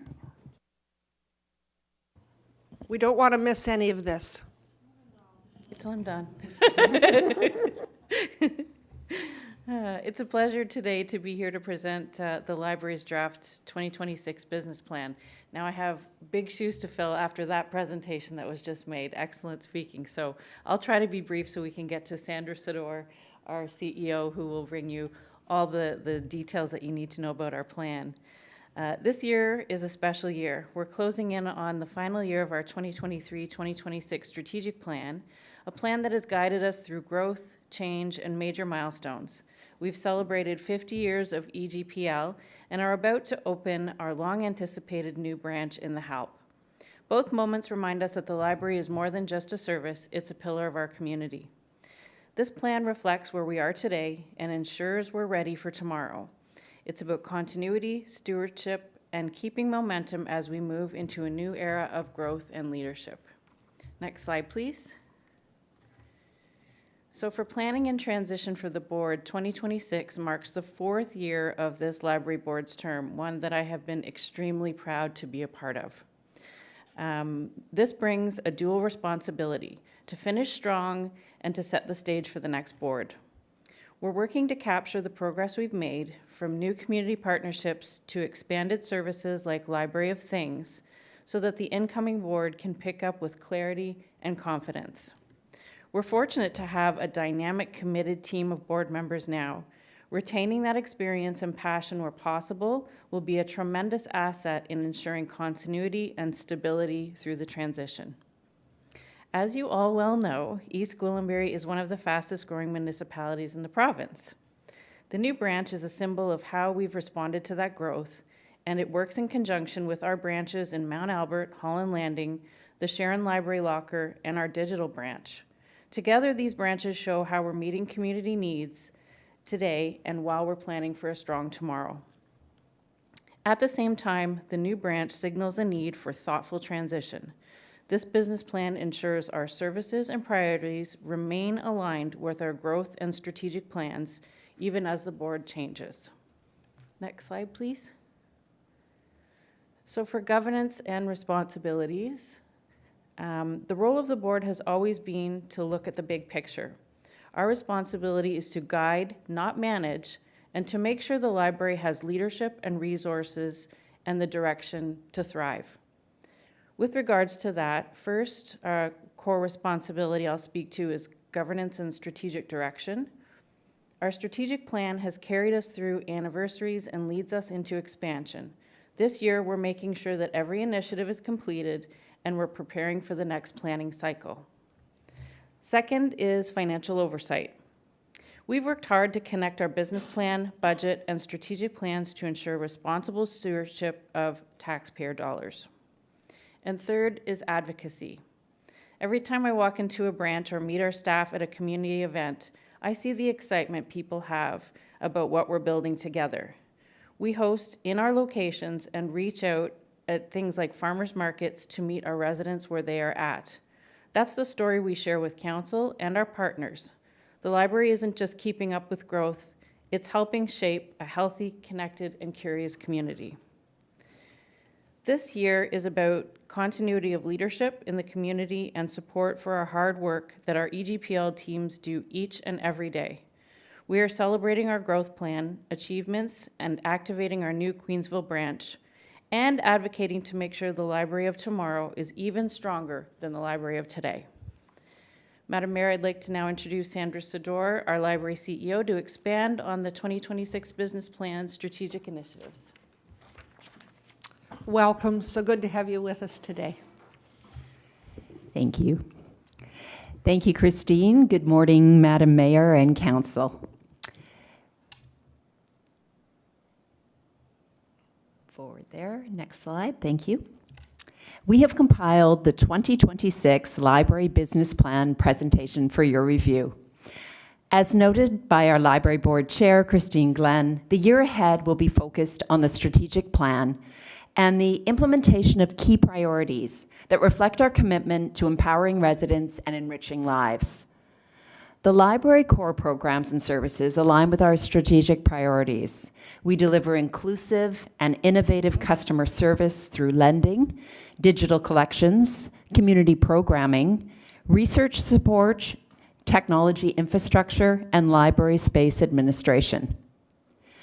To support exceptional experiences in 2026, our business plan outlines targeted projects and strategic initiatives that advance our priorities of building healthy communities, expanding access, and providing exceptional services. This presentation today offers a concise overview of each focus area and highlights the initiatives driving our goals forward. Next slide, please. In 2026, our business plan acknowledges our commitment to formalizing our service delivery model to ensure that our libraries are welcoming to everyone. We will enrich our community access points with customer-centered service that connects people with information, leisure, and learning resources that build innovation and foster creative expression in our community. Our business plan acknowledges that to activate our service delivery model, we will need to prioritize our resources in engagement opportunities. Our new makerspace and design studio at the Queensville location will be activated through an artist and maker program that features workshops that spark interest in learners of all ages. This program will work with community contributors to showcase their unique talents and offer the exchange of ideas within our makerspace and design studios. As part of our Truth and Reconciliation journey, and in alignment with the town's IDEA action plan, the library will create a dedicated reading circle space at the Holland Landing branch. Developed in consultation with the Georgina Island First Nation, this space will feature interactive wallboards designed to engage our young children and foster learning. Our Holland Landing branch hosts a vital food pantry that supports residents during critical times. This includes many newcomers working to establish themselves in Canada. In addition to this service, our libraries offer programs and support language learning. Recently, a newcomer expressed heartfelt gratitude for the use of the library spaces and resources in his English language studies. He was now employed and wanted to give back with a donation to the library, a full circle of the resources we provide to many newcomers. And in 2026, our business plan identifies the need for newcomer-focused programming and inclusive opportunities for all kinds of learners. Next slide. The library is growing to meet the needs of our expanding community through the ongoing maintenance of our library branches. One of our capital projects for 2026 will be to refresh our Holland Landing Storytime alcove with new flooring and storage benches to transform this space into a reading circle. We'll be taking advantage of a facility heating unit replacement to restore this popular area for caregivers and their children to gather and learn. The library will administrate the Learning Arts, Culture, and Diversity pod that connects to the Queensville Library at the Help, scheduling library programming, community bookings, and collaborating with the town staff for public permits. In addition, the library will offer public permitting of their library meeting and flex space rooms, retaining permit revenue to support help operations. The makerspace at our Queensville branch will spark interest in makerspace tools. We know that. Our plan is to grow our Library of Things borrowing collection with a focus on supporting hands-on learning and digital literacy. Our commitment to exceptional user experience will drive the activation of our catalog discoverability tools within the online public access catalog. This will enhance search functionality and ensure customers can easily find the resources they need to move their lives forward. Now, cybersecurity is an ongoing priority, and in 2026, we will develop a collection continuity plan to ensure materials can be borrowed should a cyber incident occur, including protocols for maintaining access to essential services if digital workflows are disrupted. Next slide. The maintenance of our hardware and network infrastructure is foundational in the delivery of exceptional experiences to our customers. In 2024, the library recorded over 133,000 wireless internet sessions. In 2026, one of our capital projects will be for the replacement of the wireless access points at our Holland Landing and Mount Albert locations. With the launch of our new Queensville branch, we will enlist many new members, and we want to build relationships with our new members through ongoing engagement and ensure that library card holders utilize the services of their library. Through a subscription to Patron Point, a marketing automation platform, we can deliver personalized communications, streamline customer engagement, and support services like online card registration and address verification. This product has been used by many library systems with proven growth in library card holders and, more importantly, member retention. Our goal is to empower our staff to deliver innovative services and confidently support patrons in a rapidly evolving digital landscape. By offering internal technology training that includes artificial intelligence, our staff will remain current with emerging trends. The library will continue to support the town through the promotion of their eco-empowerment campaigns, providing space for community workshops that support public involvement in environmental initiatives. Next slide. I'd like to conclude this presentation with these adorable library characters recently designed by local artist Katie Tewan that reflect the library's brand and the diverse community we serve. Madam Mayor and Council, thank you for your consideration of our 2026 business plan, and we welcome any questions and comments you may have. Thank you very much. Questions, comments? Councillor Crone, go ahead, please. Thank you, Madam Mayor, and thank you to our presenter, Ms. Sador. This is wonderful stuff that you're doing with the library, and I could tell you're anxiously anticipating opening the new branch, and I think that's wonderful. Look forward to it. I've had some questions from residents, certainly in Mount Albert. They're concerned that, they're not concerned, but maybe confused or unaware that opening the new branch in the Help doesn't mean we're closing down the other branches in Holland Landing or Mount Albert. And I think it's great that we have a branch in every ward now, so that's sharing the resources great. What can you tell folks in Holland Landing and Mount Albert that just because we have the arrival of a new baby, that the other siblings won't be ignored or neglected? Through you, Madam Mayor, to Councillor Crone, thank you for that. Most definitely. At the summer outreach events that I've attended, whether it be Sports Day or here at the Farmers Market, I get a lot of questions from residents as to the library's expansion program. And many local residents in Holland Landing were very concerned that the Holland Landing location would be closing with the opening of the Queensville location. And those concerns were also expressed at the Sports Day in Mount Albert. And it was my pleasure to underline to them the importance of library services with the town of East Gwillimbury, that our services will continue. In 2026, our business plan has included refreshes of our Holland Landing Storytime alcove.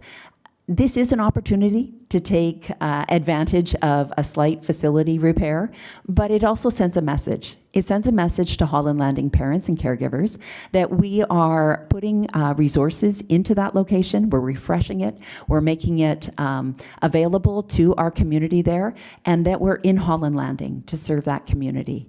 And the same goes for Mount Albert. We continue to work with our Mount Albert location. We have a dedicated member base there. As you know from a membership heat map that we brought forward last year to council, that's where we have most of our members, is in Mount Albert, and they are dedicated, and we're there to serve them. So we reassure our constituents at every opportunity we have that library service is expanding just like their community.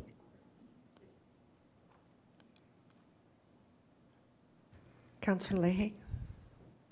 Thank you very much, through you, Madam Mayor, to CEO of the libraries, Sandra. And it boggles the mind that it was only 2 years ago that I believe you joined East Gwillimbury, and the time has just flown by. Am I correct? It's 2 years ago that you joined, and then we're already working on the next phase. So it's very exciting, and I remember that first meeting that you initiated with all of the councillors, that you invited us to come and meet with you and talk about our ideas for the libraries, and I really appreciate that opportunity. And one of the things that we discussed was newcomers and how to meet the needs of newcomers in our communities. And so I wanted to say that next week, I believe you're spearheading the Newcomer Week events, and so I wanted to make sure that was highlighted. And if you wanted to have the opportunity to speak a little bit more to what's going on next week for Newcomer Welcome Week. But I do have a question it's a high-level question about the overall process moving forward.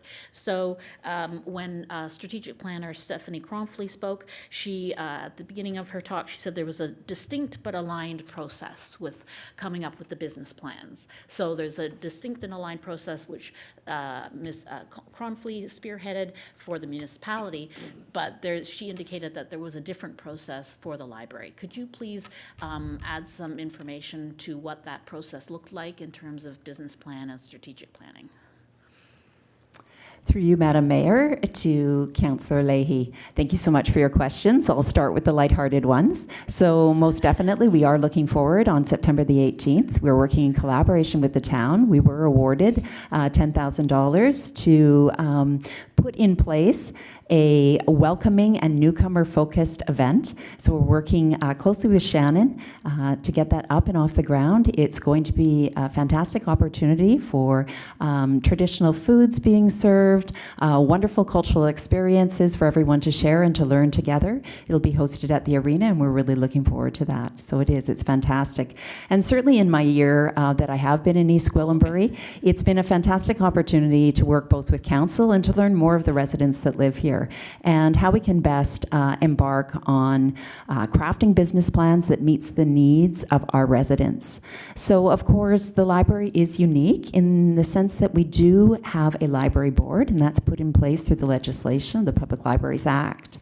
And our process is such that at our June library board meeting, that's when our draft of our business plan is brought forward. So this has already been brought forward to the board. They have an opportunity then to review the document and to post any comments or revisions, amendments. At that point there, we work throughout the summer on our budget. And our budget is worked through with the Library Board Finance Committee. This group meets definitely twice, 3 times if required, I suppose, and they review the budget process. So we are busy working with the board from June straight through the summer months, so that in September we're prepared and ready to participate. Our CAO invited us to present our business plan at this council meeting today because it was definitely effective to work alongside Stephanie Kay to be able to provide council with a broad range that included the library. So fantastic to have our library board chair here with us today and to present the business plan, and then forthcoming will be our budget. Thank you very much for the information. Thank you.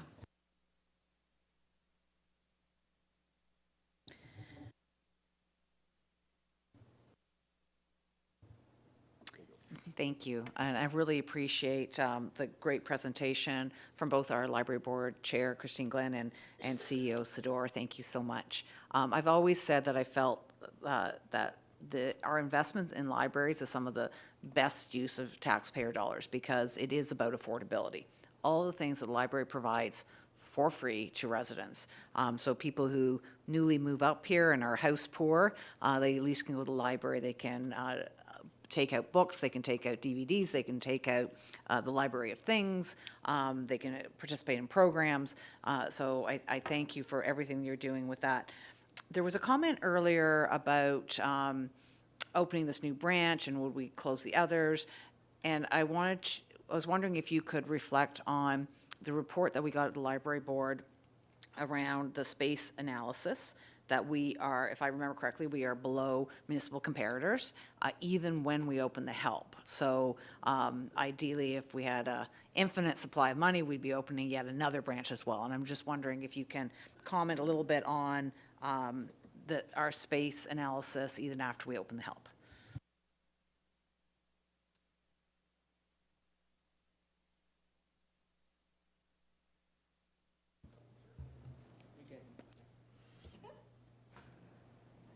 Okay, thank you. I'm live. Through you, Madam Mayor, to Councillor Carruthers, thank you for your questions. Most definitely. I think we are, in 2025, we will be celebrating a major achievement of the East Gwillimbury Public Library Growth Plan. And within that plan, thank you for noting that, it did make recommendations. And those recommendations, certainly many of them are being fulfilled with the opening of the Queensville location as we expand our services by 18,000 square feet.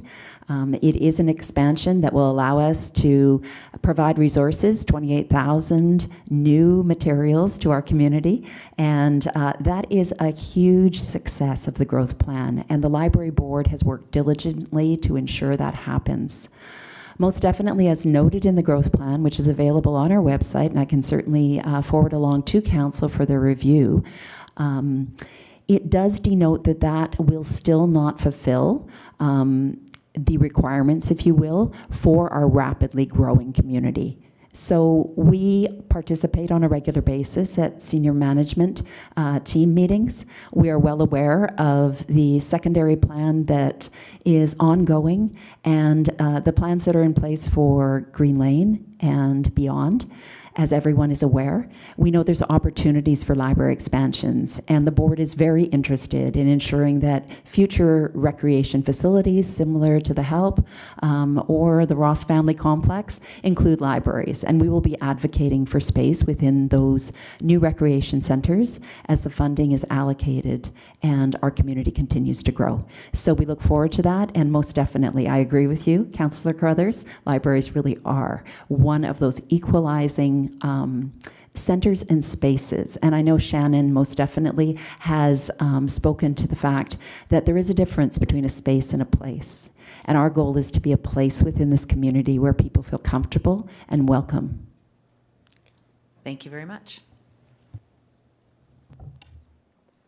Councillor Lahey? Thank you very much, through you, Madam Mayor. This isn't a question for our presenter, but I very much am excited about future plans. However, I did want to note, I think it's very important to note that on our business plan, which we just heard in advance of this, we are dedicated to working on a future master fire plan, and that they also have the idea of there may be a need for a fire department in the Green Lane area. And so I look forward to more opportunities for discussing that, because safety is always our priority, and so we need to find a balance between providing educational spaces as well as providing safety measures, because to this day Mount Albert's fire station is not fully staffed, and so I look forward to the day when all of our fire stations are fully staffed. So thank you very much. Through you, Madam Mayor, to Councillor Leahy, I just want to give a shameless plug for the upcoming Queensville Fire Department event that's coming up that Chief is well aware of. And the library always participates, well, first, because there's free food, but also because it's a fantastic opportunity to connect with our Queensville residents. And we'll be participating this year. It coincides with our board book club, sorry, not book club, book sale. And it's going to be a busy weekend in EG, and we're looking forward to that. Thank you very much. Other questions, comments? Thank you very much. Very, very exciting for our community. We just keep looking out and seeing the growth that's taking place. Thank you very much. Thank you so much, Madam Mayor. Thank you. Councillor Roy DiClemente, were you up on the list? Great, thank you.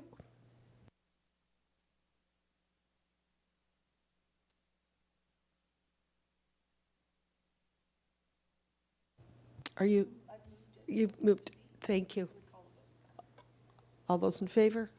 And that's carried. Thank you very much. With that,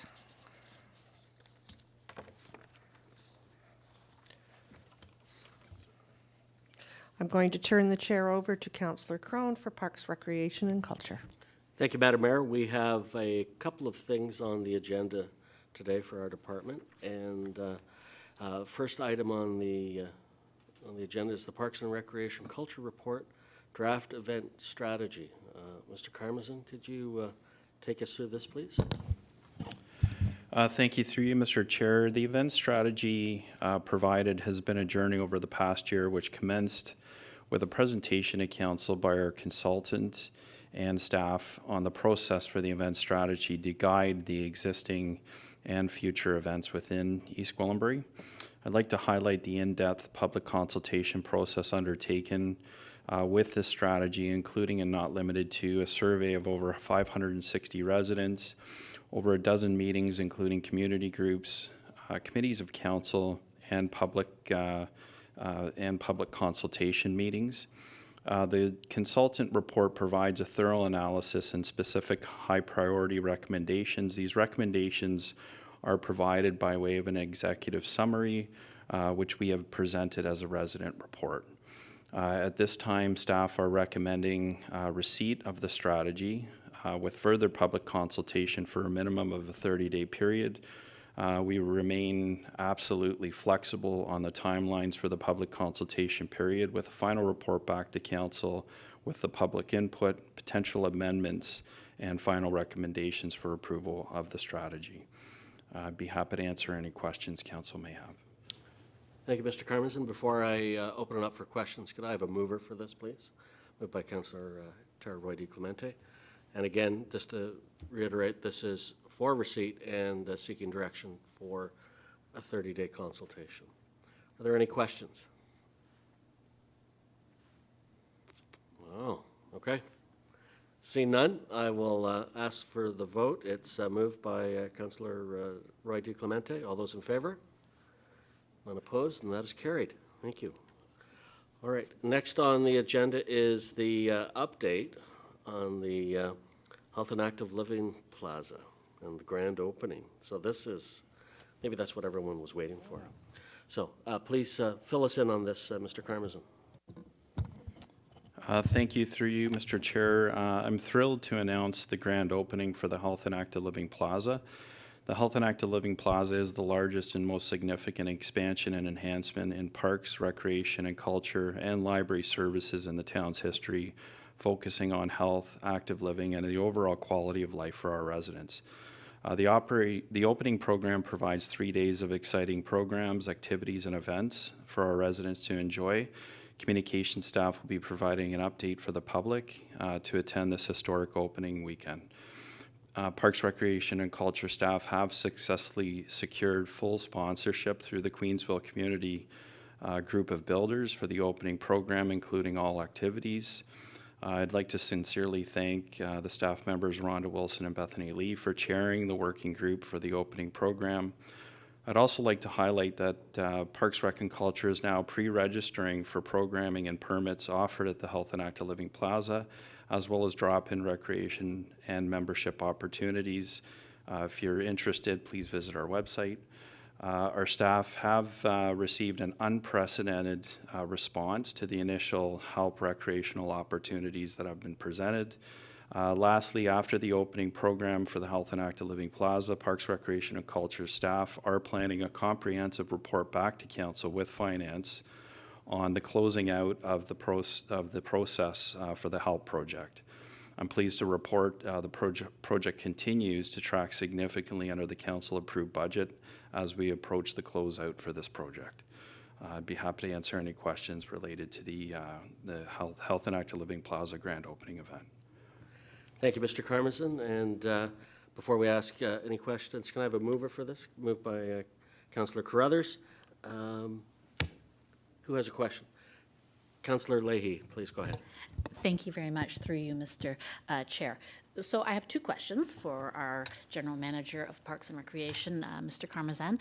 The first question is with regard to the plans for the exterior project and the timelines and the information on that.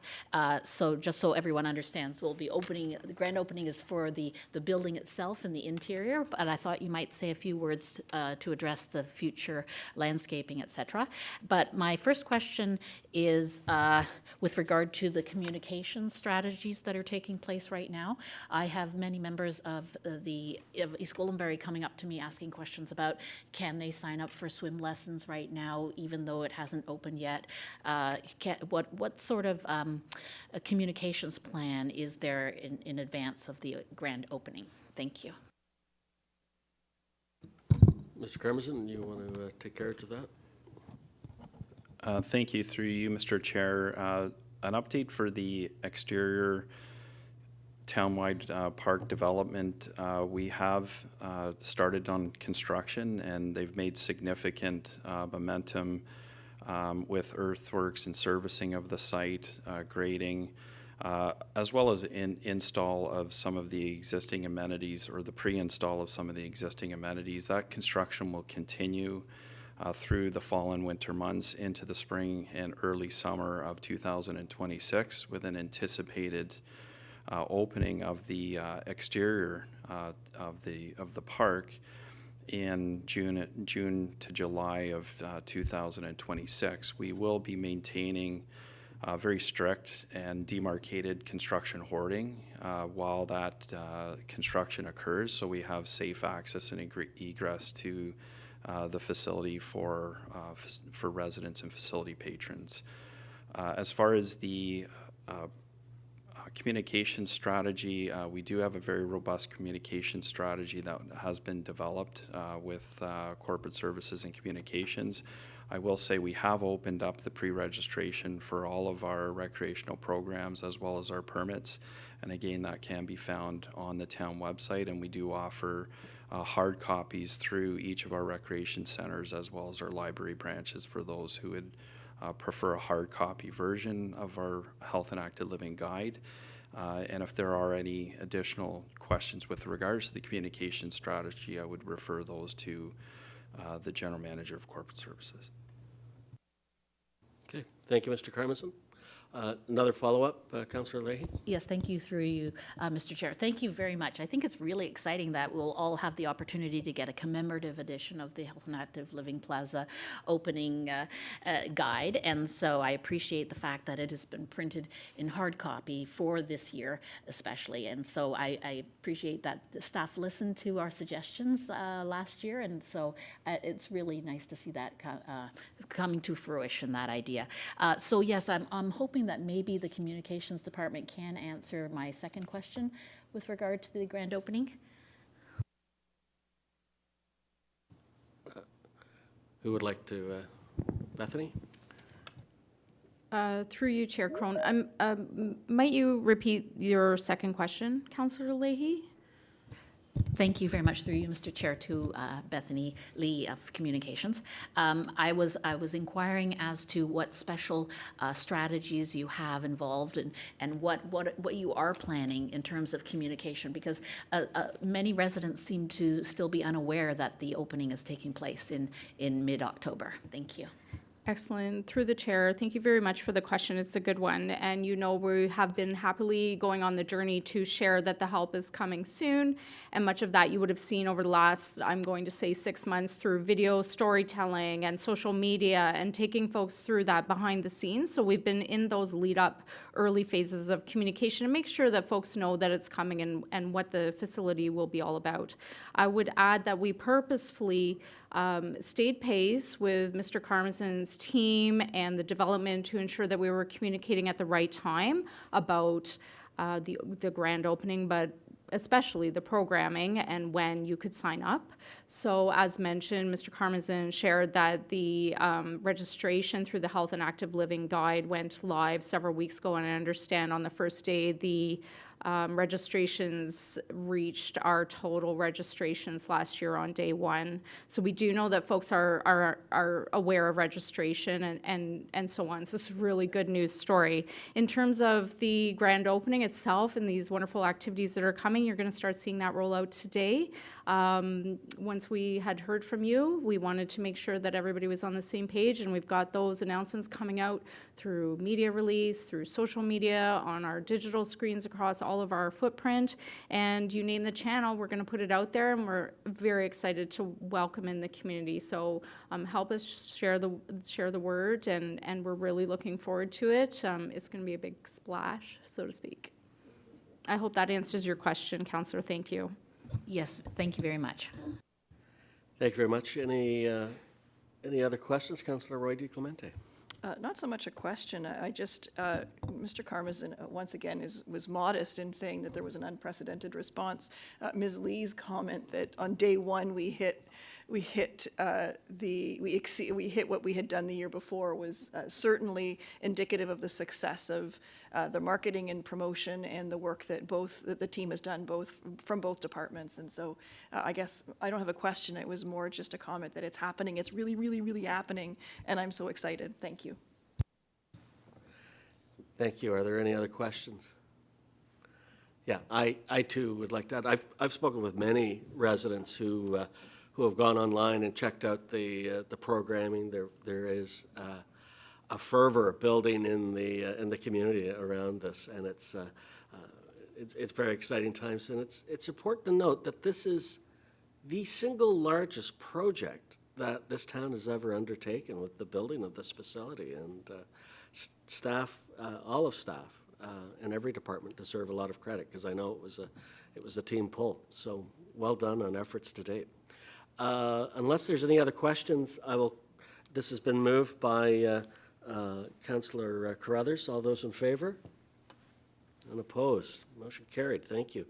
Mr. Karmazan, do you have anything that you would like to share, anything else that you'd like to share with committee?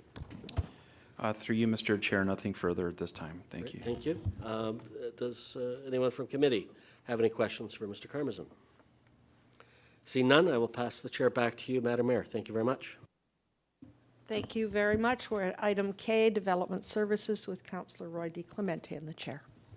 Thank you very much, Madam Mayor. We have 3 items on our agenda, on our prepared agenda today. The first being a planning report regarding an application for a telecommunications tower at Bathurst Street and South Road, which is actually in the most northerly portion of our community. So it's ironic, but anyway. Mr. Krubnik, did you want to, before I introduce it, can I have a mover, please? Moved by Councillor Leahy, thank you. Mr. Krubnik, do you want to introduce this and walk us through it, please, quickly? Thank you very much, Madam Chair. Through you, this is a report to Council seeking approval to issue a letter of concurrence. And the letter of concurrence is for a siting of a proposed 60-meter telecommunications tower at Bathurst Street and South Road. There has been a public consultation period which ran from June 16th to July 16th, with a public information session happening on July 15th of this year. I do have on the line presently as well from the applicant 2 individuals, I believe, by the name of Dom Claros and Megan Borges from SLI Towers, Inc. So they may be able to assist as well if council has any questions specific to the towers themselves in this application. Thank you. Thank you for that introduction and for arranging for those external subject matter experts. Members of committee, any questions? Councillor Leahy, go ahead, please. Thank you very much, through you, Madam Chair. I have one question, and that's, this was discussed previously in 2023 by council, but I have had further inquiries now that the construction has actually started in Mount Albert, and residents are wondering the timeline of the construction process, when the cell tower will be completed. This cell tower is at Bathurst. Oh, and right, South right, okay, Road yes. is not yes, in Mount okay. Albert. That's for another Okay. cell tower question then. Okay, thank Okay, you. thank you. Any other questions? Councillor Carruthers, please go ahead. Thank you. Last night, we received after hours a letter, an email from a resident who had commented on this. And at first, I didn't see it in the report because the main body of the report just talks about one written comment about relocation. It doesn't talk about an objection, but I see buried deeper down through the report under community consultation, it does say another comment was received, but there's no details on it. And I would really like for us to hear from this resident, just to hear what his concerns are. And since I don't think that there's a pressing matter to get this approved today, and we do have a meeting next week, I'd like to put a motion on the table to defer this to next week in order to allow the resident who had a concern to come and speak before council. I think it's important that we're as open and as easy as possible. It's hard for people sometimes to understand the process. They haven't been through it before. So I put that motion on. Thank you. Thank you. So I have a motion to defer that's on the table that will take priority over the original motion. Councillor Crone, I noticed your hand go up. Did you wish to speak? Yeah, I'm happy to Go support ahead. that. I think it's the right thing to do. Okay. Members of committee, any further questions on the motion? So, Mr. Clerk, you've noted that we have a motion to defer to our next meeting to allow for this resident to have an opportunity to engage with the process a little bit further before we issue a letter of concurrence or not. Okay. So noted and so moved. All those in favor? And that motion carries. Thank you very much. Next item on our agenda is a Development Services Memorandum, proposed amendment to the official plan and zoning bylaw amendment for 31 Sand Road. This is an introductory memorandum, and it is simply here for us to receive. May I have a motion?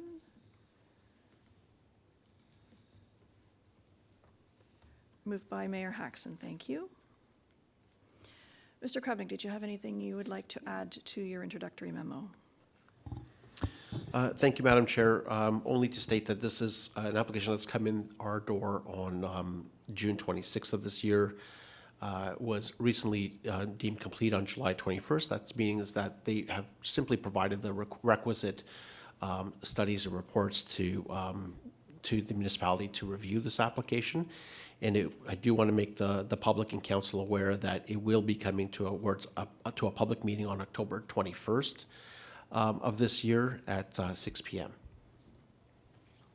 And that public meeting, just for clarification, is not when the decision is going to be made, but it is simply an opportunity for council and especially the members of the public to engage with this application, correct? Through you, Madam Chair, yes, correct. Okay. Thank you. I know we've had a significant amount of engagement from the community. Mr. Valchich, go ahead, please.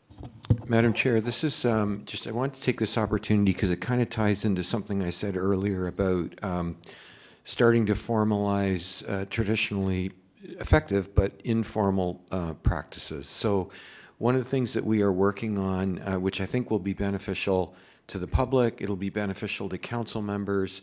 When you're getting inquiries from the public, it'll be beneficial for staff, is a real sort of A to Z process overview of how that planning process works, so that similar to if you're in the mall and it says you are here, you know that you've got 18 steps until you get to your destination. We want to make sure that rather than verbally explaining this each time to people that are not planners, that don't do this for a living, they can understand whether we're early in the process, midway through the process? Are we at decision-making? Because often folks believe that we are at decision-making when in fact we are very much at the very preliminary stages of receiving and reviewing something. So I just wanted to let you know we're working on some better documentation that I think will help in these types of cases. Thank you. So we're very much still at the entrance to the mall and nowhere near the food court. Okay, thank you. Councillor Carruthers. Thank you very much. I will reserve my opinions on this until the public meeting because we have a process and we don't want to prejudice that process by forming an opinion before we've actually heard from the developer, and that's not happening until October 21st. Like everyone else on council, getting a lot of questions about the timeline, the decision-making point, and I'm wondering if we can ask Mr. Krupnick to just briefly go through that timeline. I know we're going to get something out, but I had committed to my residents that I would ask at this meeting if we can just get the timeline. Particularly, they want to know what's the deadline to submit feedback, when will this come to council for decision, and what steps are there before the decision as well as after. So I'm hoping that we can get that from you, Mr. Krupnick. Thank you. Go ahead, please. Thank you, Councillor. Through you, Madam Chair. So at this point, they can submit. This item is now been deemed complete. It's come to council as an information memo to make council aware. We have a public meeting coming up on October 21st. Certainly, if the public wants to or would like to submit commentary prior to that public meeting, we would welcome that commentary so that if it's received soon enough or early enough, some of that commentary may be able to be reflected on the report itself. And then certainly following that October 21st public meeting date, we remain open to receiving feedback and comments from the public. And hopefully, Councillor Carruthers, that answers your questions. If you wanted maybe more timeline or more specific kind of feedback on your question, I can certainly provide that. Thank you.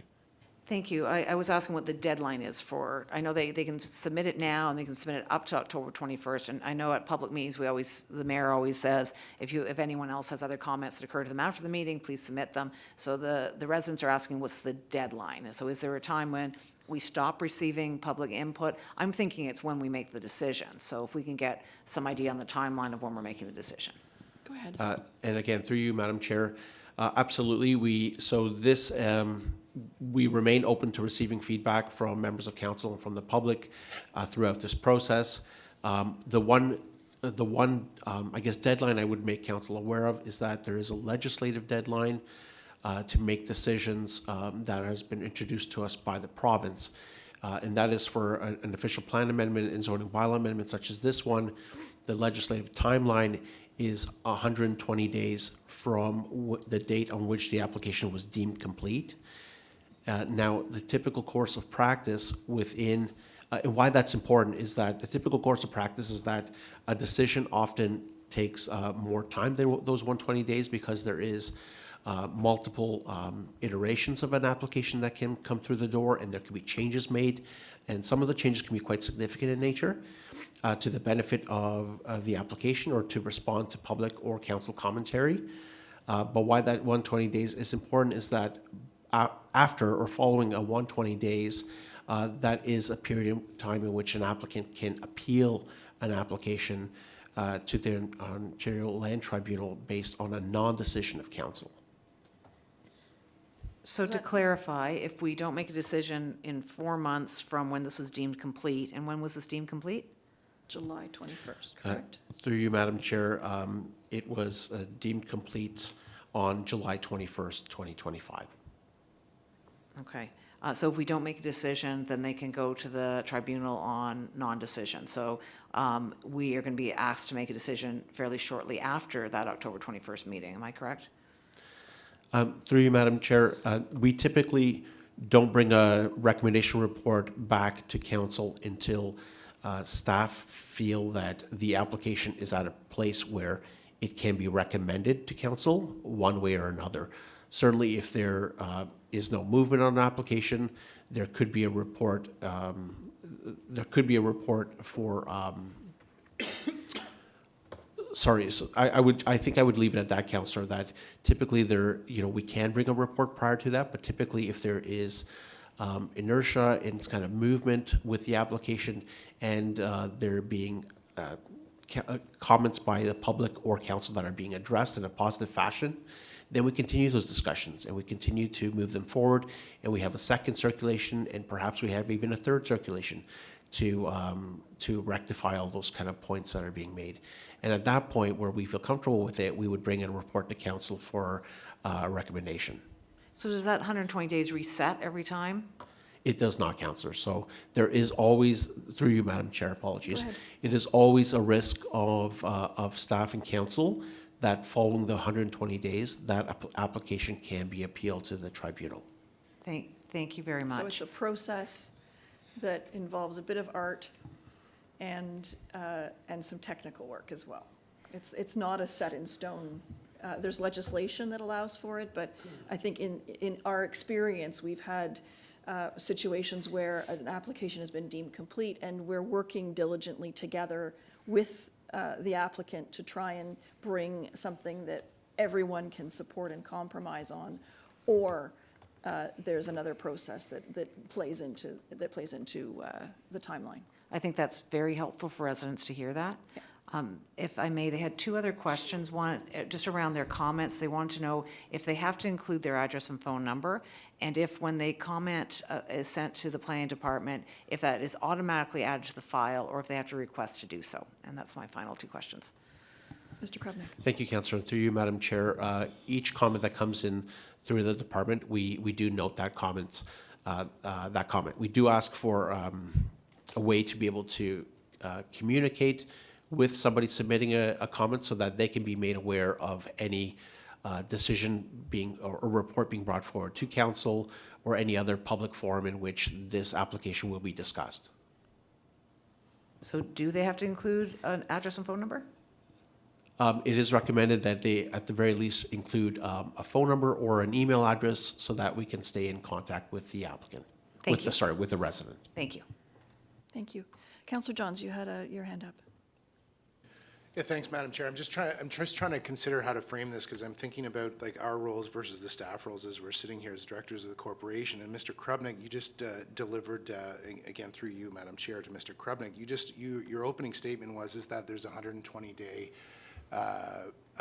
response time required, and it is provincially mandated. But then you just said that you wouldn't put it to us before 120 days. And I don't know if I align with that being acceptable, given the fact that we are supposed to be rendering a decision that is provincially mandated. And so the opinion of staff of whether or not it is agreeable not to move forward, I don't align with that statement. I think that if something is provincially mandated and there is potentially repercussions coming out of the 120 days, I think we as a board of directors have a responsibility to deliver that for the residents, quite frankly, because there does become some type of exposure for the town and the residents to not be able to control possible outcomes for the community. And so I don't know if that requires a response. But that definitely is my statement, that I don't believe that I think we need to be delivering decisions to the council table on provincial mandated timelines to ensure that we can best support the residents of our community. Thank you, Madam Chair. Thank you, Mr. John, Councillor Johns. Mr. Krupnik, did you want to comment? I can see there's a bit of a conversation happening here, but did you want to comment? For me, it's not so much that the province has mandated that we must get back to them within 120 days, but what it means is that the right to appeal to the tribunal begins at 120 days. And so it becomes an option for the applicant. But generally speaking, when the province said you must respond within 120 days, in practice, that is across the province a challenge to meet given sometimes the complexity of these sorts of applications and the amount of technical inquiries and interested parties and stakeholders that have to be consulted with. Is that my understanding? It's that it's not a provincially mandated, and therefore, if you don't get back to them in 120 days, you must appeal. Thank you, councillors, and through you, Madam Chair.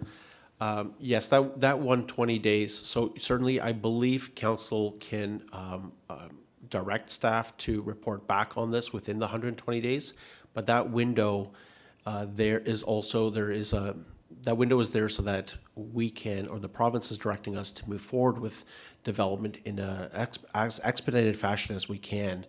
The problem with the 120 days often is following the public meeting, for instance, on October 21st, that leaves about a month for the, or perhaps even a couple of weeks, because by the time our reporting deadline comes around as well, for the applicant to address the concerns in any substantive manner. So then we have to make a decision whether or not what we are coming back to council with in terms of a recommendation. And there is risks, councillor, on both sides of the table there, right? Whether or not we have given the process, or whether we have provided due process and have worked in a kind of constructive manner with the applicant, or whether we've also shut it down and made a different decision on the application as well. Thank you. Councillor Foster, you had indicated you wanted to speak. Thank you, Madam Chair. To Mr. Krubnik, I think that's a good explanation, because you may end up with situations that are a little bit more contentious than others, and that short time period between your public meeting and the end of the 120 days could definitely be a problem. But what I just wanted to comment very quickly, Mr. Valchik spoke about changing the process and having a little more information so people understood a little bit better. The amount of time that Councillor Carruthers and I have put into this so far, one of the biggest things that I notice, I think we need to get rid of the word complete. When that sign says this application is complete, everyone thinks it's done. It's a done deal. So to go along with what you said, I think that wording needs to be massaged a little bit, if you might. Mr. Valchik. Madam Chair, there's language that's embedded in the various pieces of legislation, including planning legislation, and then there's language that the general public understands, and we need to make sure that we're being accurate and technically correct, but in a manner that the public is understanding and not inadvertently misunderstanding as a decision's been made. So we're going to attempt to do that through a document, and that document I am very much assuming will become a living document as we continue to road test it and get some feedback, but that it'll be a step in the right direction so that it's clearer for everyone. Thank you. Councillor Crone, go ahead. Thank you, Madam Chair. Through you to Mr. Krubnik, I get the sense that there's a lot of community interest in this this proposal, and I've seen an intensity that I haven't seen in quite a while. So I want to make sure, and I'm not going to share any opinions that I have at the moment, because as Councillor Carruthers says, we don't want to prejudice anything. But we need to ensure that anyone that has an opinion, a concern for or against, gets their fair chance to say something. If they want to come here during one of our meetings and have a deputation, I could very well see this room filled and then some. And so, and it might not happen, but I think we need to be prepared, just in case it does, that we have overflow if we have to use the Holland Landing Room as an overflow with the video in there or whatever. I want to put it on your radar that we take every step to make sure that every resident has a chance to express their feelings for or against this proposal. I'll just leave that with you. Thank you, Madam Chair. Okay, thank you. So, we have a motion that, moved by Mayor Hackson, that we receive this memorandum. Any further questions or comments? Go ahead, Councillor Johns. Thanks. Could I get a better understanding of the time of the application being deemed complete on July 21st to then having, in that 120-day window, having 90 days before we're having a public meeting? Is there a requirement to have a public meeting 90 days after it's been filed? Or is there a 30-day? Like, what is the reason to have the public meeting held 90 days after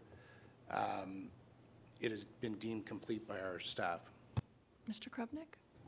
Through you, Madam Chair, certainly, Councillor, it can happen sooner as well. We don't want to aim to have that public meeting outside of the 120-day window.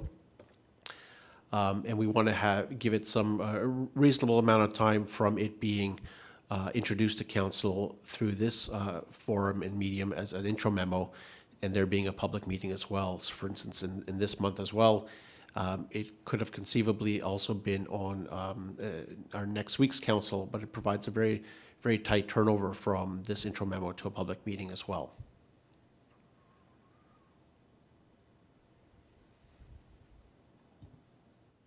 Thank you, Mr. Krupnik. Okay, so moved by Mayor Hackson that we receive the memorandum. All those in favor? And that motion carries. Thank you. Finally, on our agenda today, we have a proposed zoning bylaw amendment application. Again, this is an introductory memorandum for 2203 Farr Avenue. May I have a mover, please? This is just for receipt. Moved by Councillor Crone. Thank you very much. Mr. Krupnik, did you want to add any further comments to your memorandum? Thank you very much, Madam Chair. No further comments on this item, but I'm obviously open to taking comments and questions from members of council. Thank Members you. of the committee, any questions? Seeing none, I'll call the question. All those in favor that we receive the memorandum, and that motion carries. Thank you. That brings us to the end of the prepared agenda. Mr. Krupnik, did you have anything further that you wanted to bring forward? Nothing further, Madam Chair. Okay. Thank you. Madam Mayor, I'll turn the chair back to you. Thank you. Thank you very much.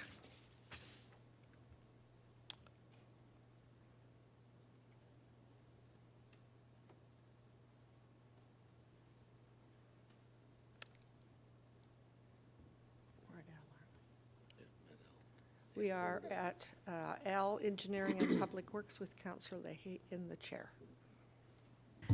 Thank you very much, through you, Madam Chair. We have one item on the agenda today. It's Engineering and Public Works Report, EPW 2025-05. It's a petition for drainage works by owners, Keswick, Marsh. And can I have a mover for this, please?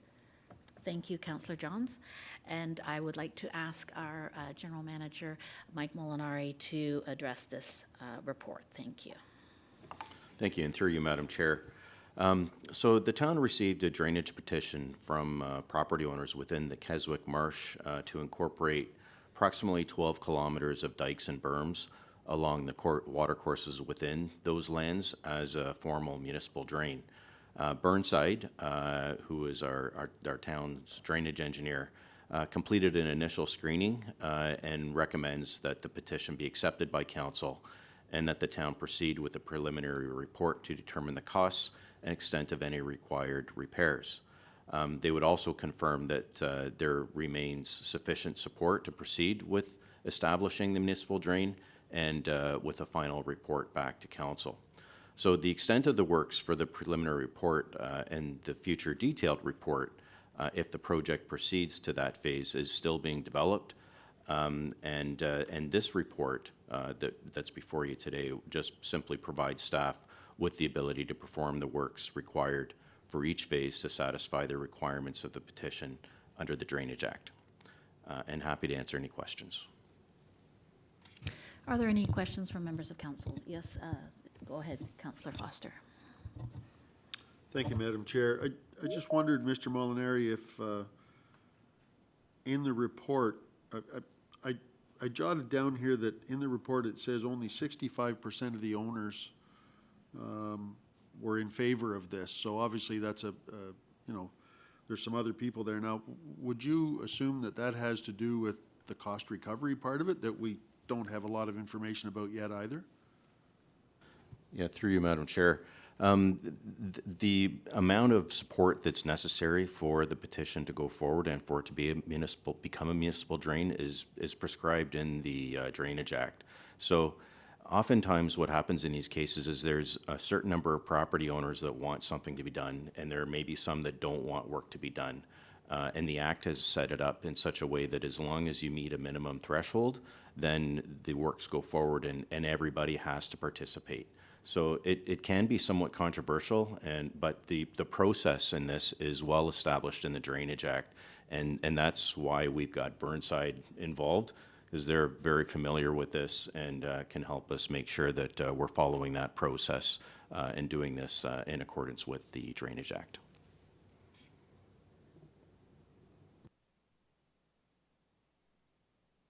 Are there any other further questions from members of council regarding this report in Keswick Marsh? I myself have a question which I'd like General Manager Molinari to address. So in terms of this process, which you have accepted based on a petition, what is the timeline for this process? What are the potential costs incurred by the municipality? And do we need to be considering this in the upcoming budget discussions for 2026? Through you, Madam Chair. So in terms of timelines, we will work on this expeditiously with our consultant Burnside. There are a number of different timelines as prescribed in that Act that we will have to abide by. The costs at this point in time really aren't known. That's part of the initial phase of this is to determine those costs, and in that initial assessment will provide some preliminary costs for the project that will be very helpful for the town and also for the petitioners to decide if they want to continue with the petition as a municipal drain, or if they'd like to kind of continue to deal with some of those issues as private landowners. In terms of do we need a budget for that, I would suspect that the first year is going to be more about design and so forth than it will be actual construction. So I think for 2026, we don't need necessarily to have a budget item in there, but we do need to have the ability to proceed with some works as determined by Burnside, and that's part of the reason why we structured one of the recommendations to give us the ability to do some of that work as necessary to meet some of those timelines and provide some answers on some of those next steps. When you look at the map, the town will actually have a component of the costs.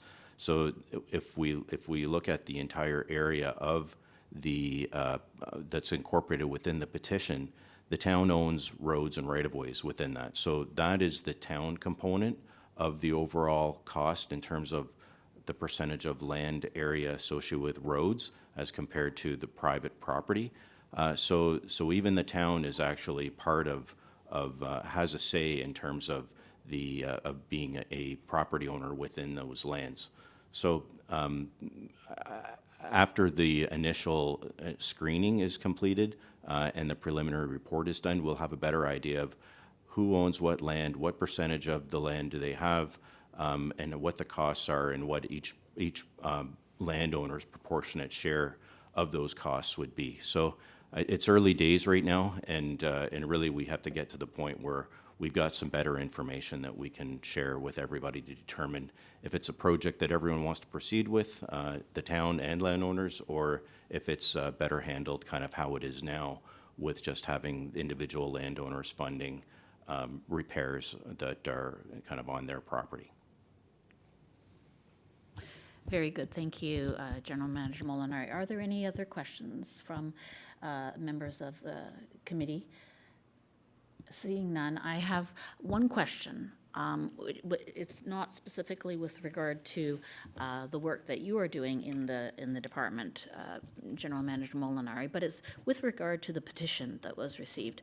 I I'm hoping that it will be possible for the town clerk or the CAO to clarify how this petition was received and whether it went directly to the Department of Engineering and Public Works or if it came through the clerk's department. And the reason I'm asking this question is because a fellow councillor during this meeting brought up a petition and a question around petitions and what qualifies, what are the requirements for those who are creating a petition to include in terms of contact information and identity of the individuals when a petition is being put forward. So could you provide some information around what the requirements are to participate in a petition, what the process is, who it goes through, and whether or not the information of the individuals who've signed the petition, whether their names are in the public? Yes.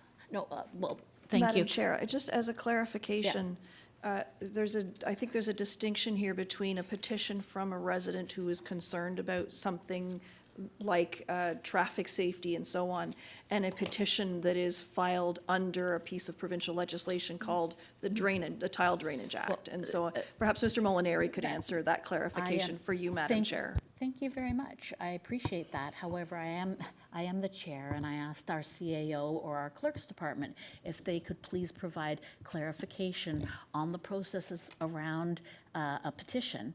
And I think it would be very helpful for members of the public to understand that and the Provincial Act and how that plays into things. So thank you very much. Madam Chair, sorry, I'm going to repeat some comments that were just made. There is actually a couple of different ways that can happen. So the petition, because the word petition will get used as if it's petition for all petitions, but the reality is Mr. Molinari can clarify what the petition process looks like for something like a Drainage Act petition, and then you may have petitions regarding matters of public interest, such as road speed.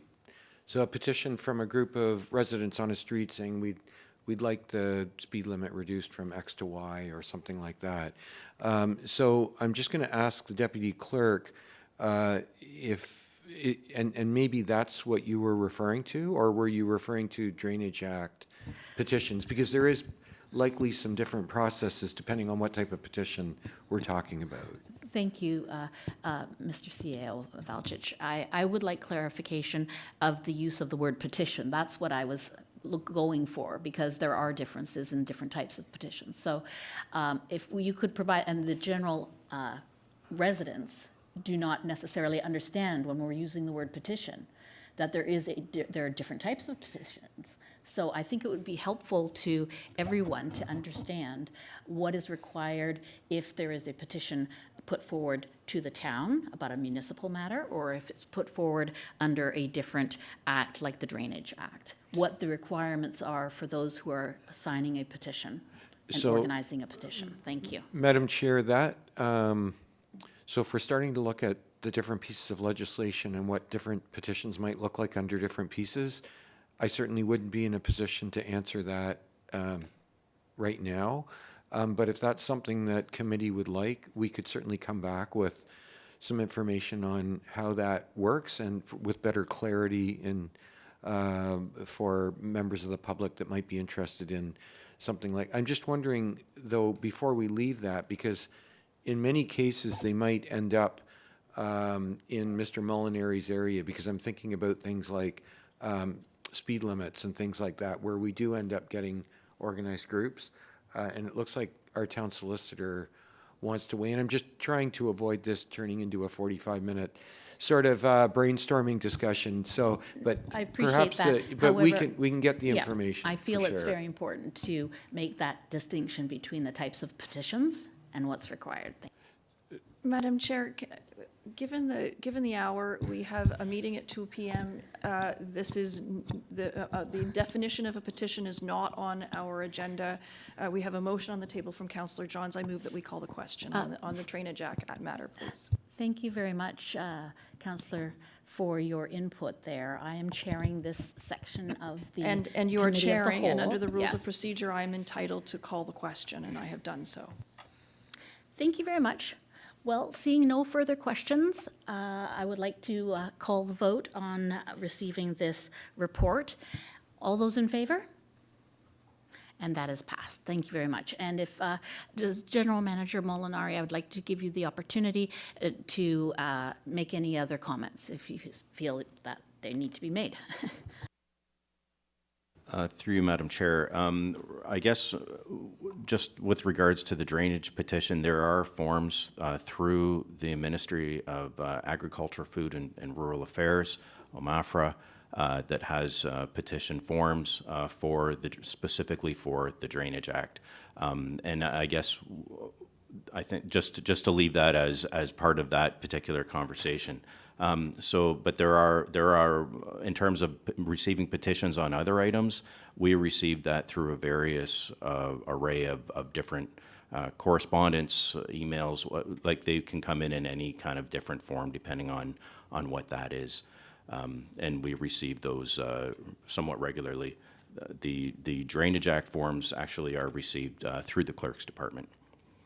Thank you very much, General Manager Molinari. I see that our Town Solicitor would like to speak, and I believe that we still have until 2 p.m. Oftentimes we've gone as long as it takes to discuss an item, and we still have 7 minutes before we reach the 1 o'clock point. So this is the last item on the agenda, and I think that perhaps if the Town Solicitor would like to clarify things very briefly, I would be open to receiving the comments from our Town Solicitor. Thank you very much. Point of order, what item are we speaking to? I don't believe there's a motion on the table right now. Madam Chair, we need to be speaking to a motion when we're speaking, and I don't believe there's one on the table right now.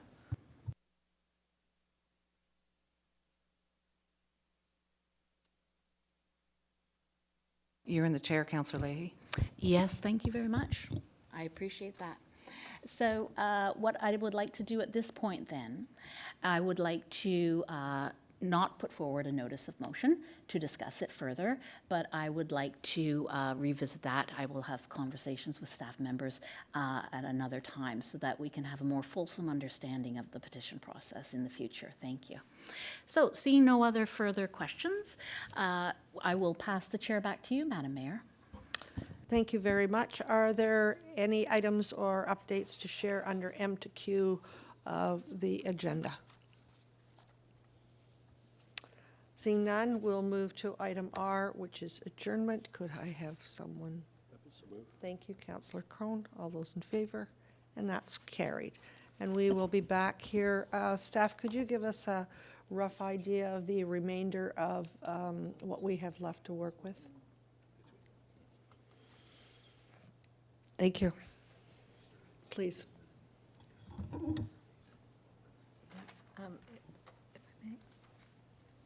Through you, Madam Mayor, there was some interest in having a group council photo with the check.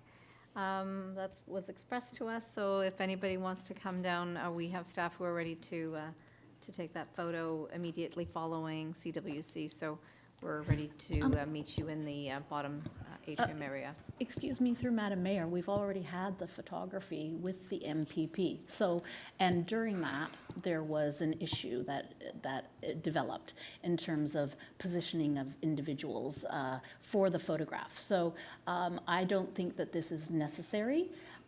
Without the presence of our MPP, we've already done our photographs, and as my fellow councillors have said, they are quite keen to move on to the lunch break. Thank you.